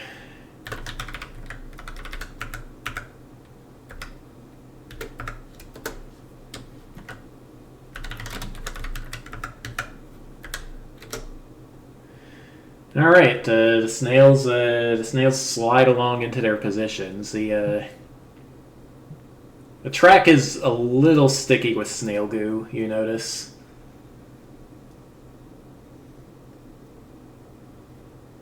It reminds Rondo a little bit of his Uncle Taron, but not especially so. The tracks are sticky. The All tracks of them? are sticky. Yeah.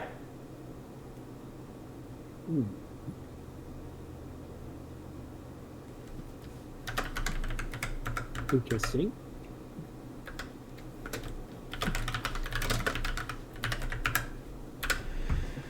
Okay.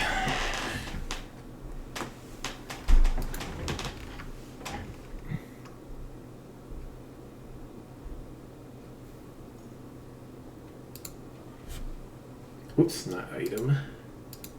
Sorry, just need to get ready.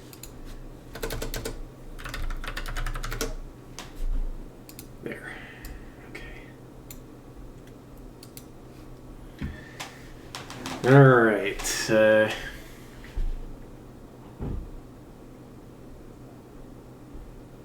Well, looks like we. Well, the rat holding the microphone says, "Looks like we got a staff member on the race this time." Who is that? I've never seen her before. Well, maybe she's new. Let's give her and Nimblefoot a big cheer, everyone. And there's a little bit of golf clapping from the audience. Wow, tough crowd. All right, everyone.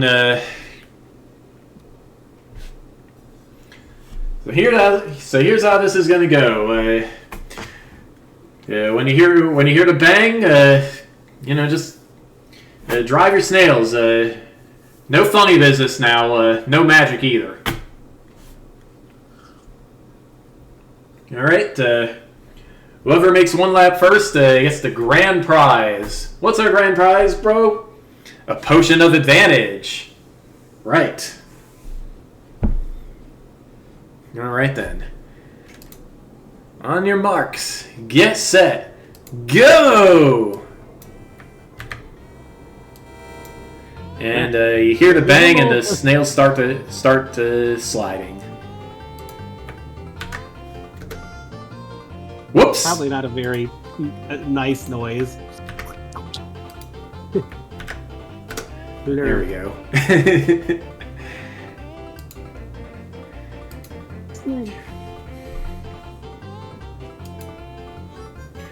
Okay, so let's see.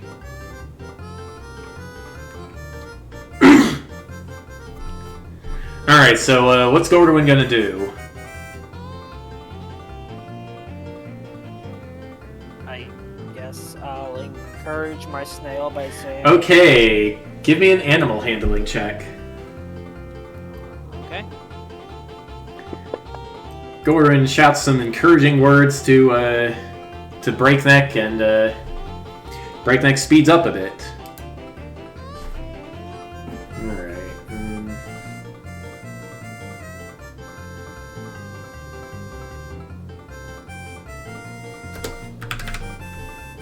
Okay, let's see.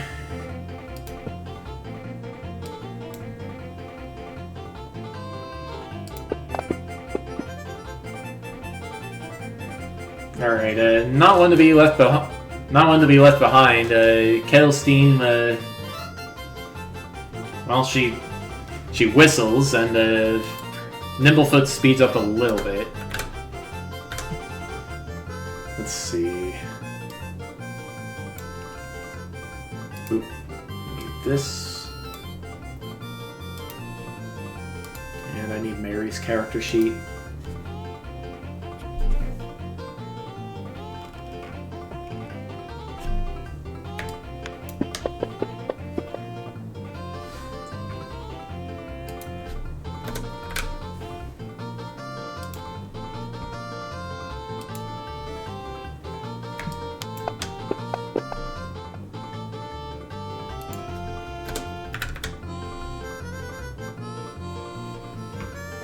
dice are coming alive tonight. Mhm. Yeah, once you know Whoops. how they actually roll, it's a little more fair.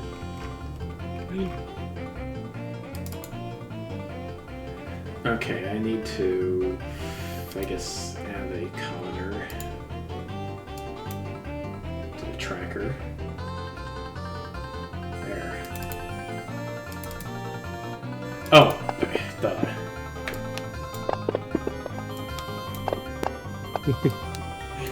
All right. The other riders each do their thing, and the end result.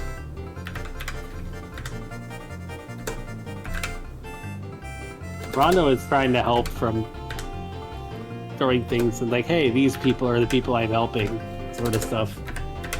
Yeah. So, Okay, so after 6 seconds have passed, Gordwin, Nono, and two of the strangers are tied for first, with Kettlesteam and Mary slightly behind. All right, Fox, where is Rondo going to throw some lettuce?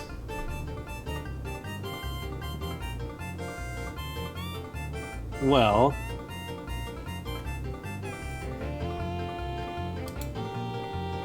are there any of the party members that look tired? No, they all look like they could do this all day. Okay, so probably throwing them to these snails that aren't the party members, or even it says Rondo, so he probably doesn't throw it to Kettlestein either because she helped him, so he is being Mr. Naive, I guess. But yes, he will try to distract the others outside the party in Kettlestein. Okay, well, the head of lettuce lands in front of Shelly Moo, and they stop completely to eat the lettuce. All right, Nate, Gordwin is tied for first with two other people. What's he gonna do? Keep encouraging the snail. Okay, animal handling, please.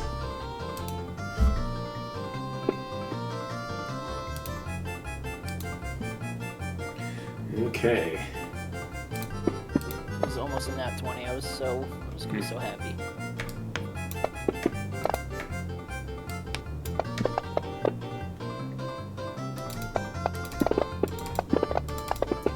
Alright, let's see what we got here. Okay.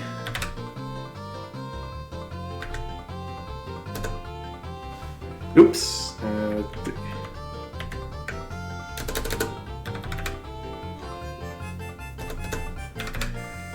Okay.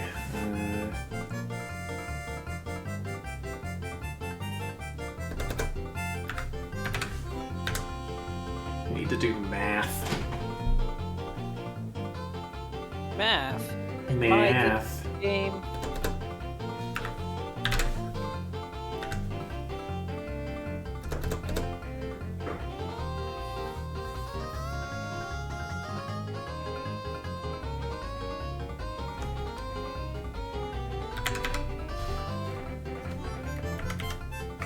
Yeah.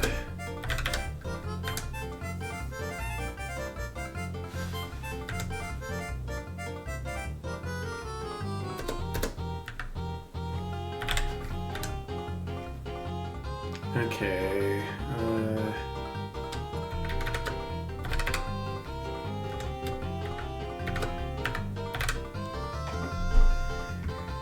right.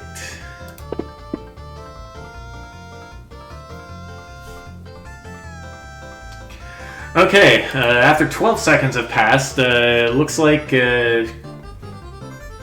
well, Shelly Moo has fallen way behind. Gordwin is just going at top speed, tied with Nono and Wizzy. Nono laughs and waves to Gordwin. Hey, buddy.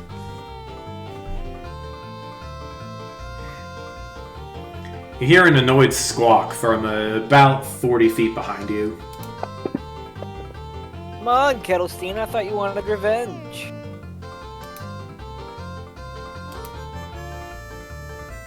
Alright, give me another animal handling check. Nice. Whoa.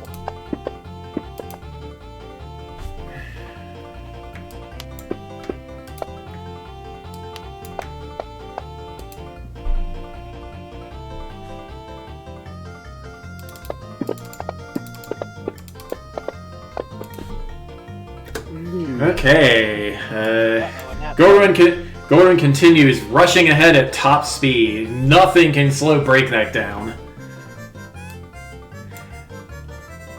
The Kettlestein, on the other hand, angrily smacks her snail's shell and nearly falls off.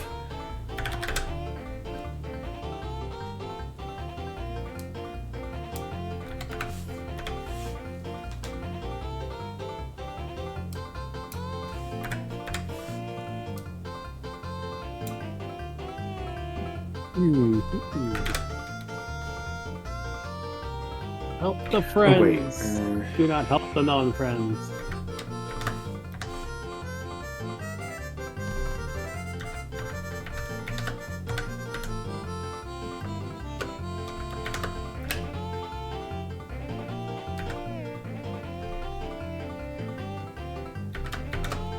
Okay, Gordwin has an extremely solid lead, 30 feet ahead of Nono and way ahead of everybody else. What's his strategy going to be?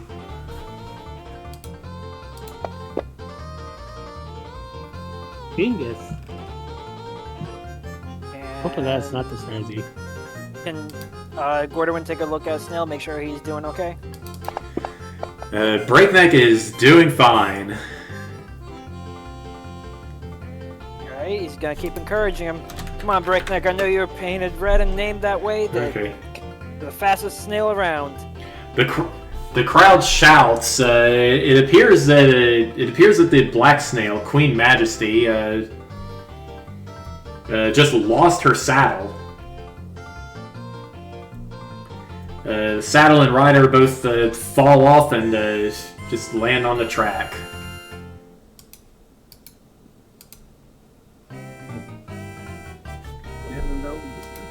It looks like Queen's Majesty can't really continue the race.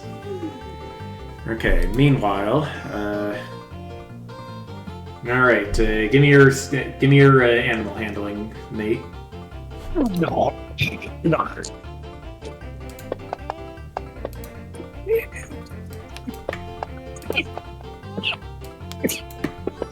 Bless you.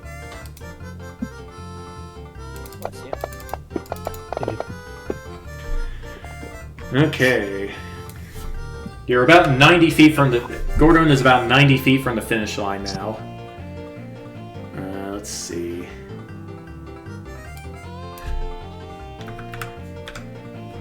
Oops.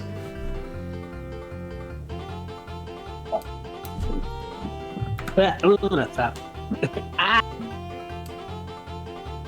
Luna, cut it out. Rondo is... It looks like before cheering actually helped, so you could try to start a cheer for teammate to win. Without me sneezing. So yes, have support stuff. For who? Who is he cheering for? Whoa. Hold on. Give me a sec. I'm gonna pull the... there we go. I'm gonna pull the headset out.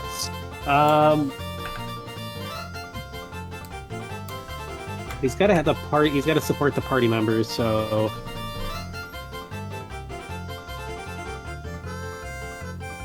they always like people always like a come behind. So he'll cheer for. Ouch! Not Kelstein, but Sister Mary. Mary? Okay. So yes. If they get a cheer, because if Gordon was that far ahead, he could win good. But why not have two All advantages right. on the field?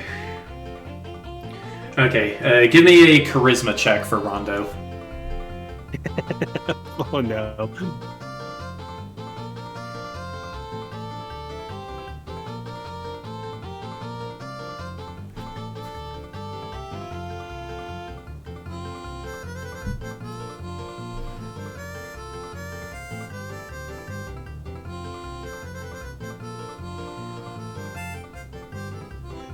Fox, you there?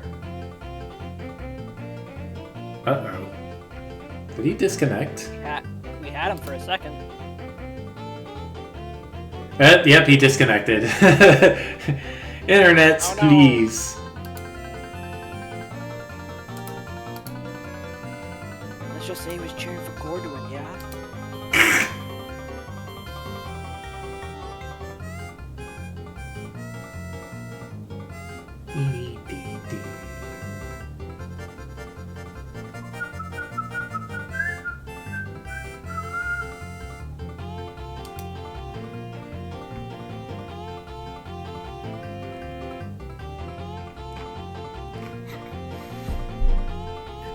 By the way, Nate, I hope you appreciate my choice of music. I saw the horse race, yes.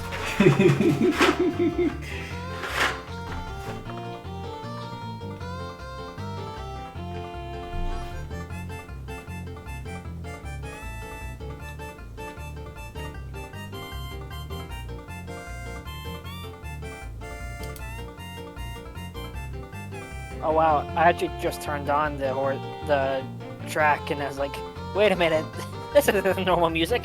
Flintstones. Yeah, I love Silver Gunner.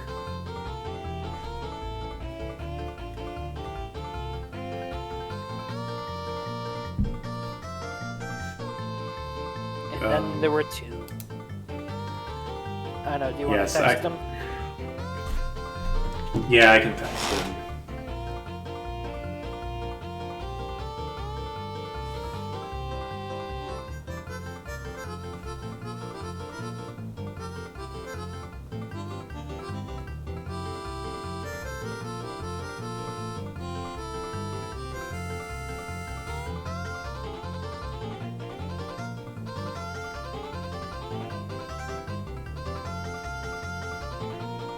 Alright, we'll see what happens, but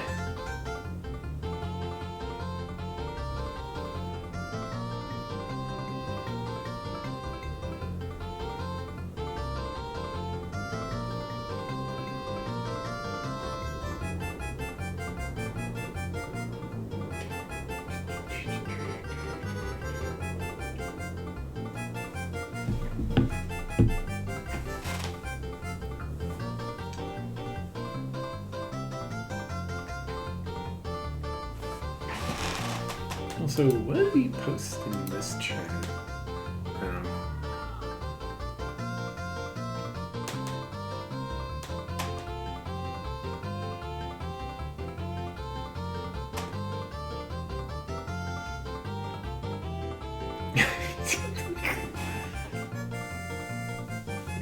Foxes. Memes.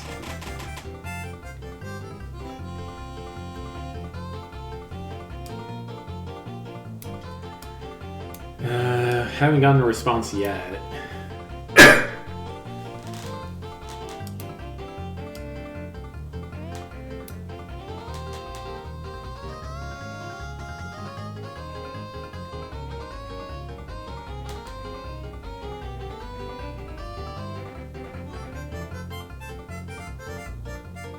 Oh, this is awkward. We're just gonna sit here and listen to Silver Gunner until the cows come home. Yeah.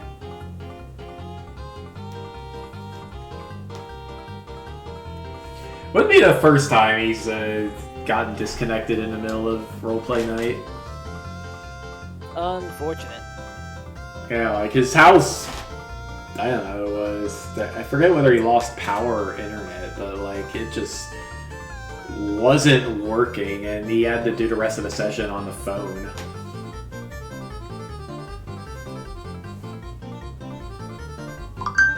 Oop, that's him. Okay, yeah, Sylvie hit the power strip and turned it off. See, Brian, I think he needs to get a degree of separation from his animals. They seem to be causing, like, at least for me, at least, sometimes they pull me out of the moment. But yeah. Oh well, he can't very well get all of his cats off the desk. Have you ever tried to I herd don't know his cats? situation. Well, he's got 4 cats Yeah. and 3 dogs, and they just get everywhere. He can't. Like, I'm just asking the question because I don't know his situation. I know you've been down there, so can he not just keep him out of his room for a couple hours, or would they get like His computer's in the living room. He would have to lock all of the cats in his room or something. And, like, good luck doing that. Right? Yeah. Okay. I was just asking the question.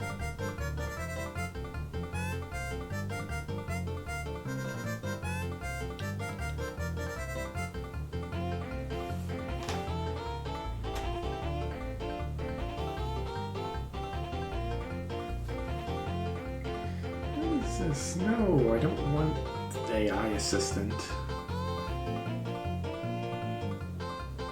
Too bad you get the AI assistant anyway. Yeah.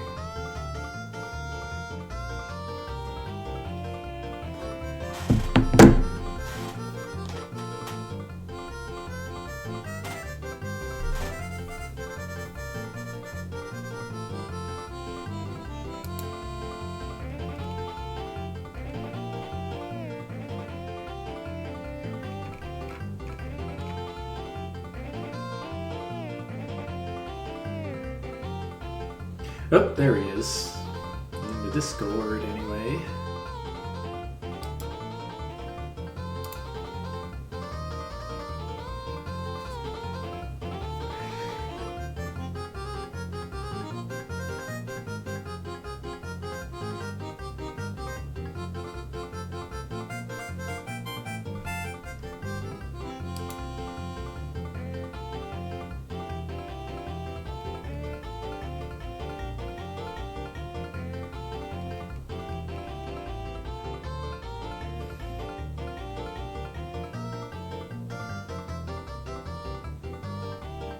Hello? Hello! Welcome back. Yuck. I'm just Thanks, waiting- Sylvie. Yeah, just waiting for... no! Probably have to reset all of freaking OBS here. No, OBS. You're not recording. Yeah, I have to reset all Okay, that stuff. so Rondo is gonna try to get the crowd cheering for Mary. I'll throw his charisma check. Yeah, it's just bad timing, Sylvie. I gotta restart Fantasy Grounds, get back in here.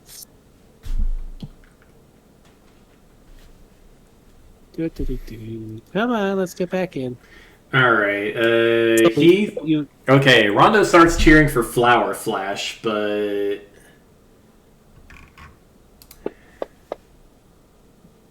the crowd does not get in on it. All right. Nate, give me a roll for Gordon. Animal handling. Animal right? handling.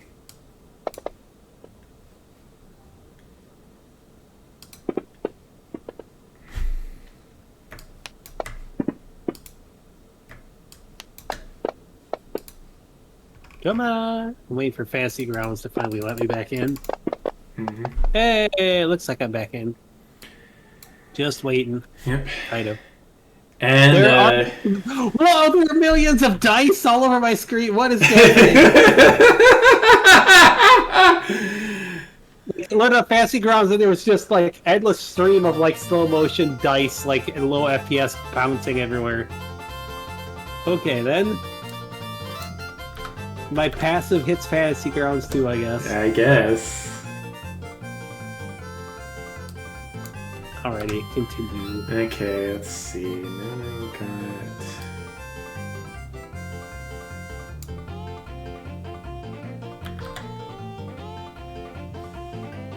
And.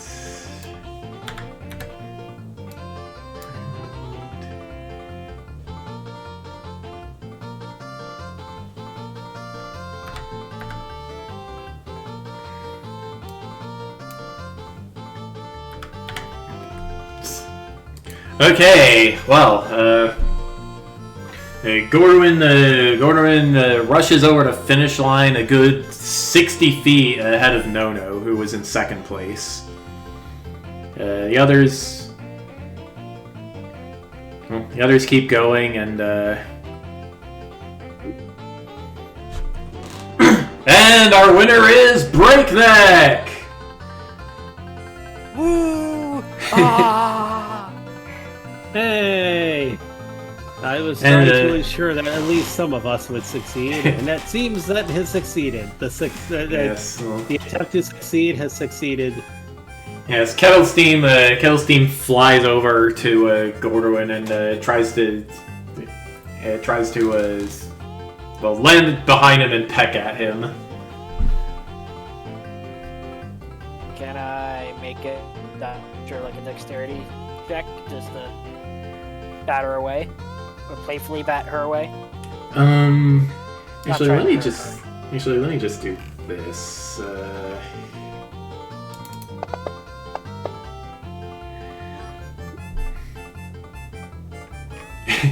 All right. Give me a give me a strength check. Check or something- save? Oh, there's something else going on at the same time that might influence this, though. If Rondo can hear Kettlesteam complaining about that, he will give her a consolation prize and throw her a lettuce. So, That's pretty good. All I right. figured a point to add that in. Okay, yeah. Well, Gordwin is about to retaliate when he sees a head of lettuce fly in and bonk Kettlesteam on the back of the head. She whips around, and now's his chance. Attack roll with advantage. Attack roll. Alright. Alright, hold on. First attack roll. Yeah, just use your martial arts. Oh, my. Okay.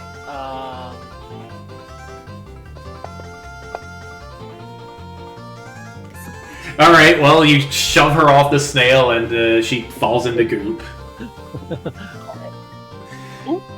Hi, Luna. Oh, hi. Yes. Let me tell you, folks, the announcer says, nobody can get the better of this guy.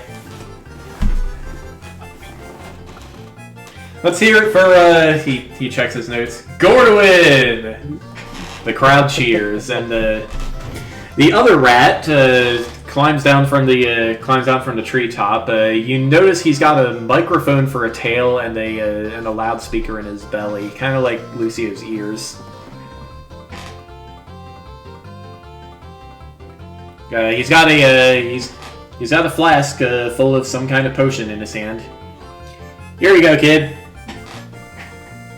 Thank you very much. And Gordon gets a potion of advantage. Do you need me to put that in my inventory? You got it. I got it. Thank you, sir. Not option of advantage. Hang on.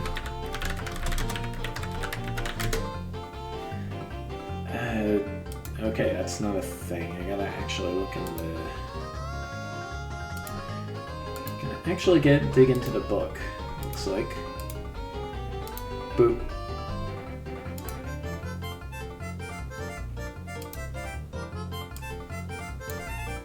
There.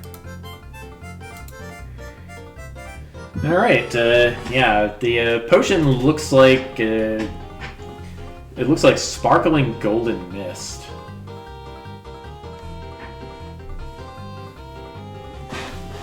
Weighs about half a pound.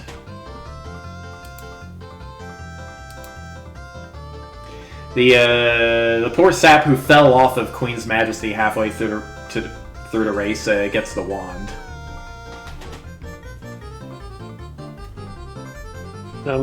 Rhino just says, "Oh no, it is Katamari Damacy multiplayer logic."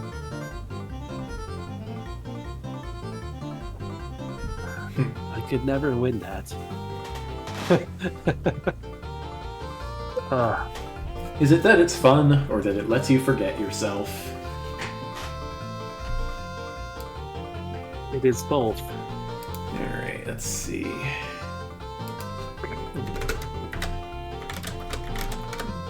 Ah.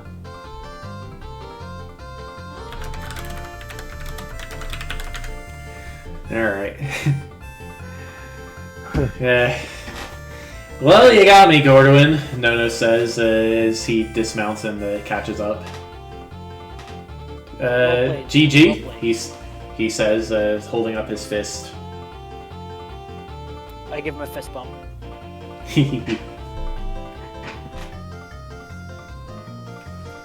Yeah, can I help Kettlestein up? Yeah. Well played, friend. She looks pretty embarrassed at all this. Jeez. I'm gonna need to make a really mean troll level when I get home, she says. And a shower.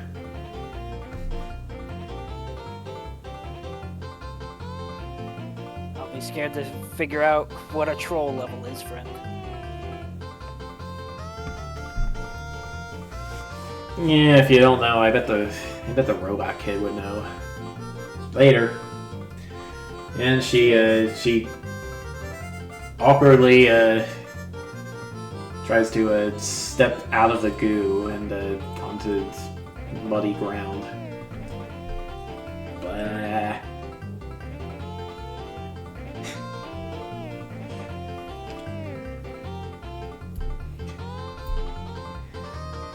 One of the attraction attendants motions you toward a. Well, it looks like one of those. It looks like one of those. Actually, I guess it looks like a raffle flower, a plastic raffle flower. Actually, no, it would be made of wood. That's just spraying water upward like a fountain.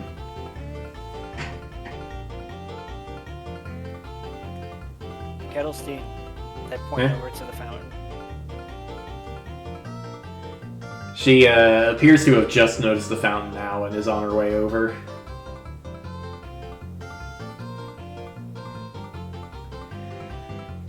And when she steps near it, the mist from the fountain spray just cleans her up instantly. Wow, that's some good stuff.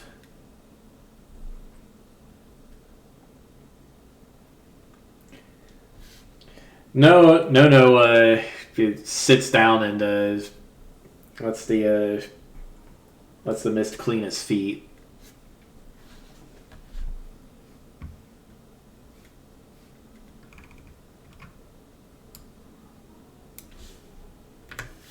Well, that certainly was fun. Yep.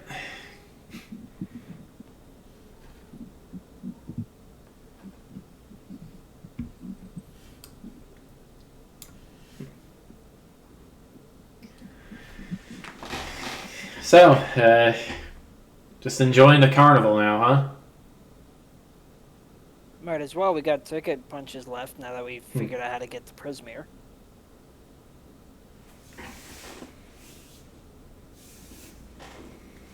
That was Kettlestein talking, right? Yeah. Just want to double check. Darn shame you can't go with us. It'd probably be pretty fun to have you on our adventure.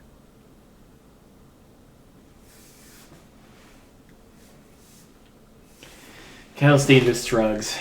Hey, if you want to see the really cool stuff, she points over toward what looks like a minecart track. Yeah, you should check that out. Another race. Nah, more of a roller coaster sort of thing. Okay. I can get behind a roller coaster.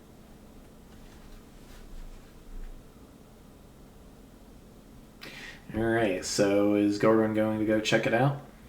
Yeah. Sorry. Yep. Okay, Fox. What will Jed and Rondo do?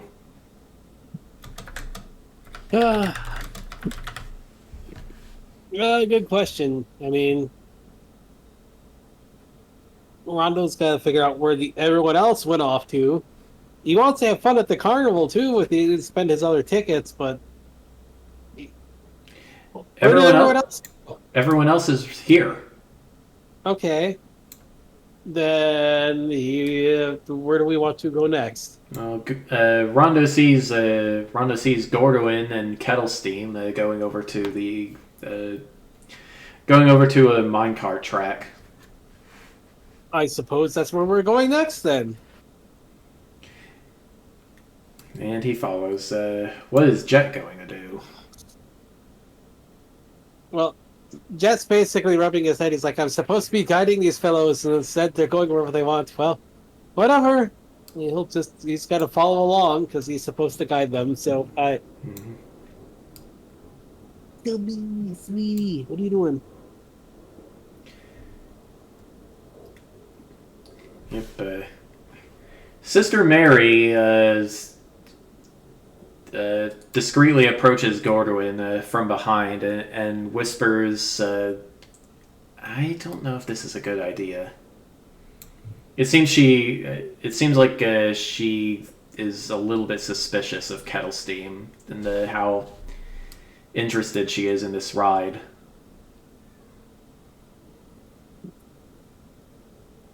Once you figure out Kettlestein's trick, she's not that bad. If you say so.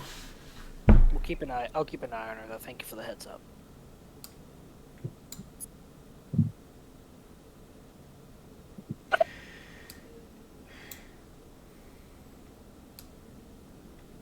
All right.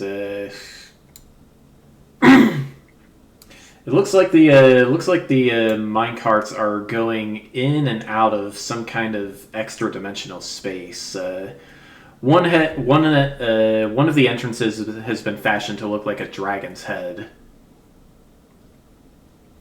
Rondo gets a match in his database. Something about an old cartoon from the 80s looking sort of like this.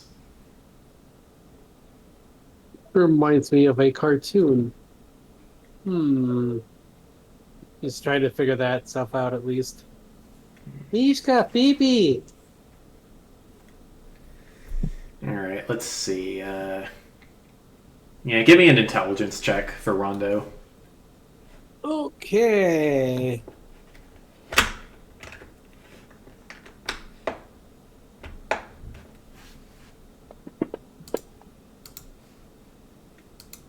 Really? A quick search doesn't turn up much of anything, unfortunately. Ooh. A hogfolk dressed like the wizard greets the party as they approach. Welcome, everyone. Unlock the mysteries of your mind in the mystery mine.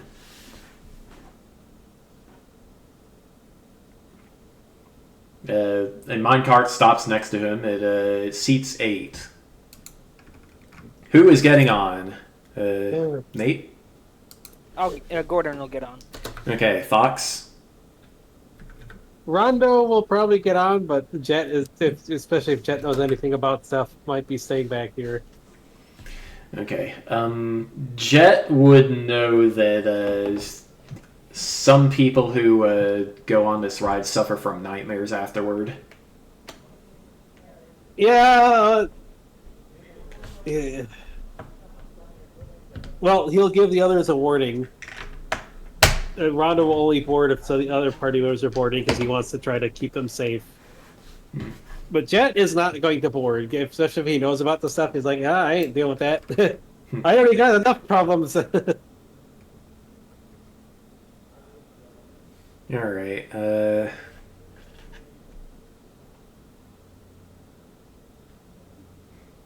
well, eager to prove himself, Nono hops into the minecart.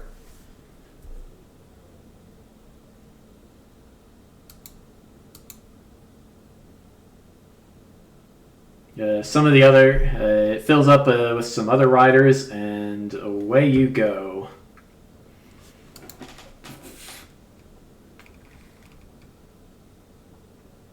And must keep the others safe, and I want to have fun. Okay.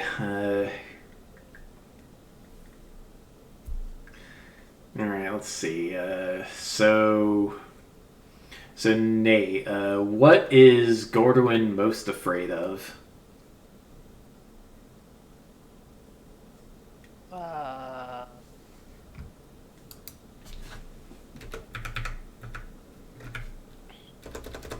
I guess falling back into where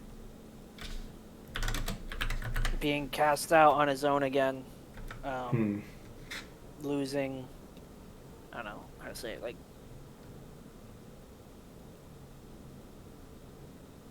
I guess like because the worst thing he wants is to not fall back to where he once was. Like, I guess a fall from grace kind of deal. You know what I'm saying? Okay, yeah.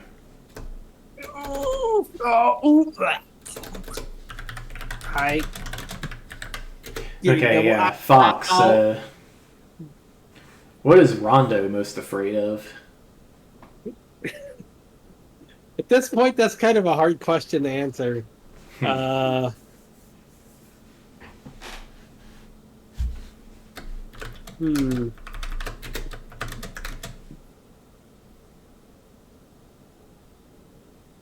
Well, I don't know. I'm trying to think here. If Rondo can't think of anything, if he can't think of anything, that's also okay. Yeah, I mean, he hasn't been around very long to have something like that, so he probably doesn't yet.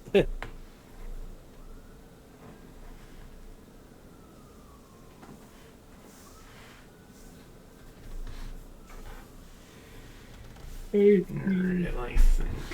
Baby girl. Baby kitten.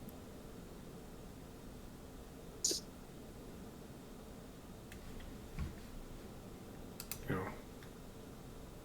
Hmm? There we go. I forgot to bring up some music. Oh, I see. Nice views.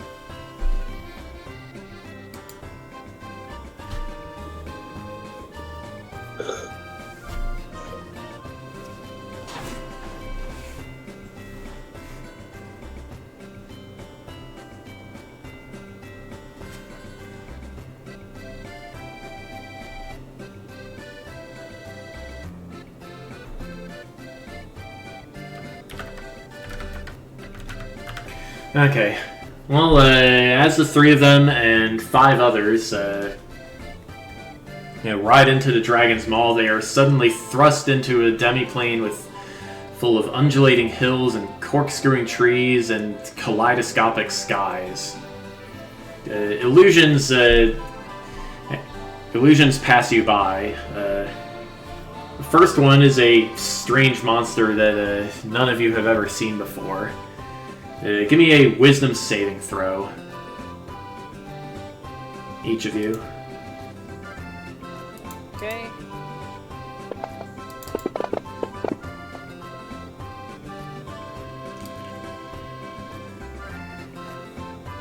Alright, well, the illusion rushes by harmlessly.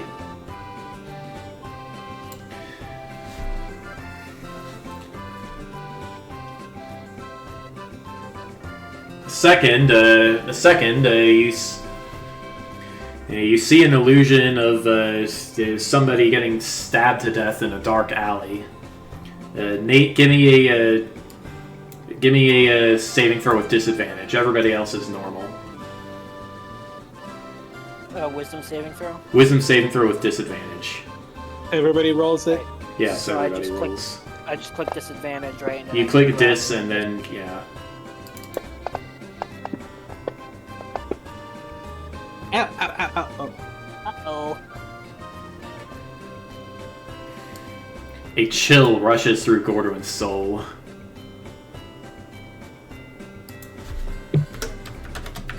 Doot-doot-doot-doot-doot-doot. Do-do-do. Don't give me that look, sweetie. Alright. The third, Rondo would be able to identify as the Joker. You ready? Give me a normal save. Wisdom, right? Yeah, wisdom save.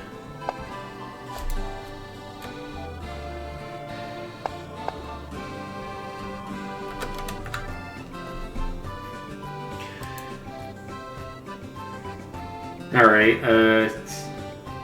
Nono curls up into a ball inside his pouch somehow. And stays like that for the rest of the ride.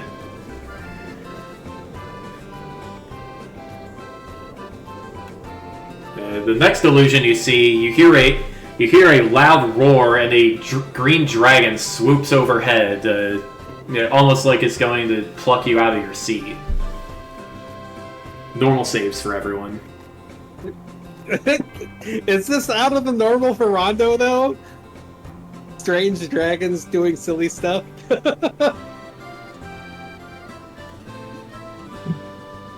Hold on. This sounds like just normal stuff back home for Rondo.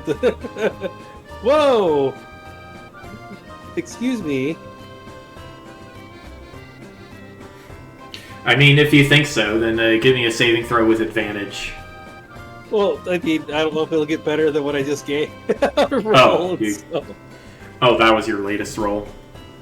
Yeah. Okay.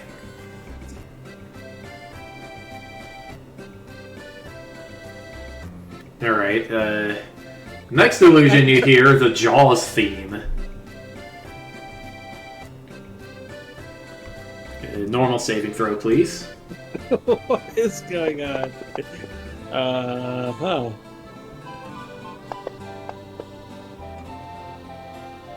A shark, an illusionary shark bites the minecart, and one of the patrons in front of you screams and tries to smack the shark on the head, but of course it's just an illusion.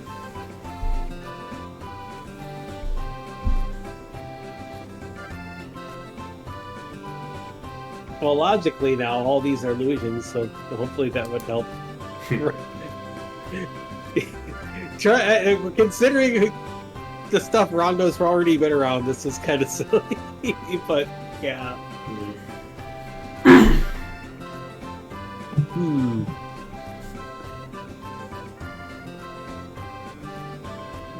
Alright,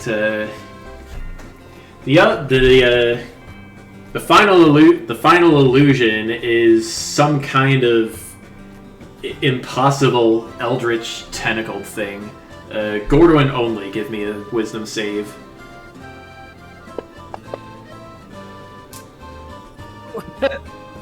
The one time.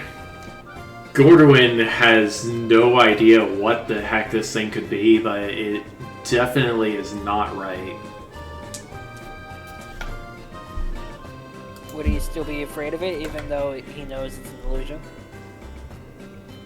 Yeah, there is just something very wrong with this thing. Rondo, of course, recognizes it as a tennis-ball.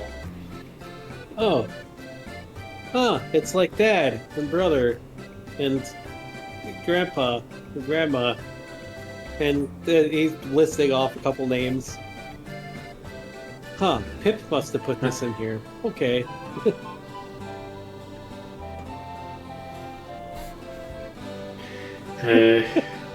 You come out, the minecart comes out the other end, some of the patrons visibly shaken. No still curled up, just a ball of white something wrapped in a chain shirt. Would Gordon be able to pick him up and out of the minecart? He's pretty light, wake yeah. him up and like, hey, Yeah, Skordwin can. It's over. Yeah, Skordwin can get him. He's pretty light too.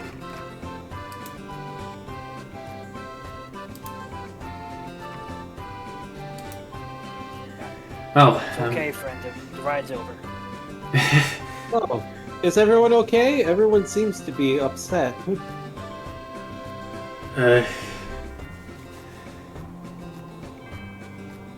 I didn't expect the Joker of all things to show up. Man. That was embarrassing.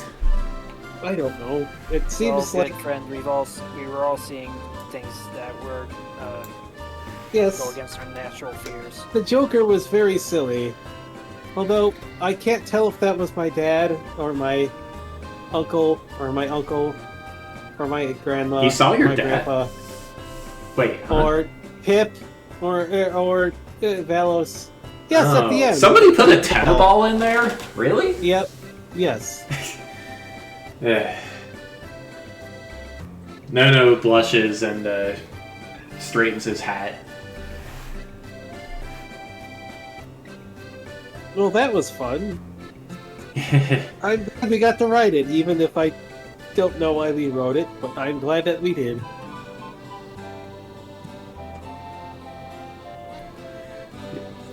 Mary, you can see Mary watching from the side of the ride with a concerned look.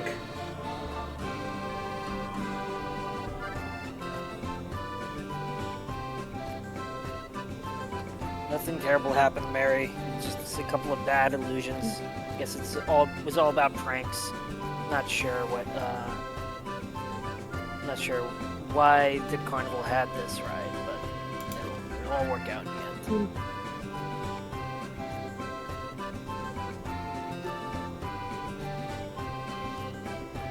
end. The hogfolk chuckles and he says, "Well, I found that confronting your worst fears in a safe environment,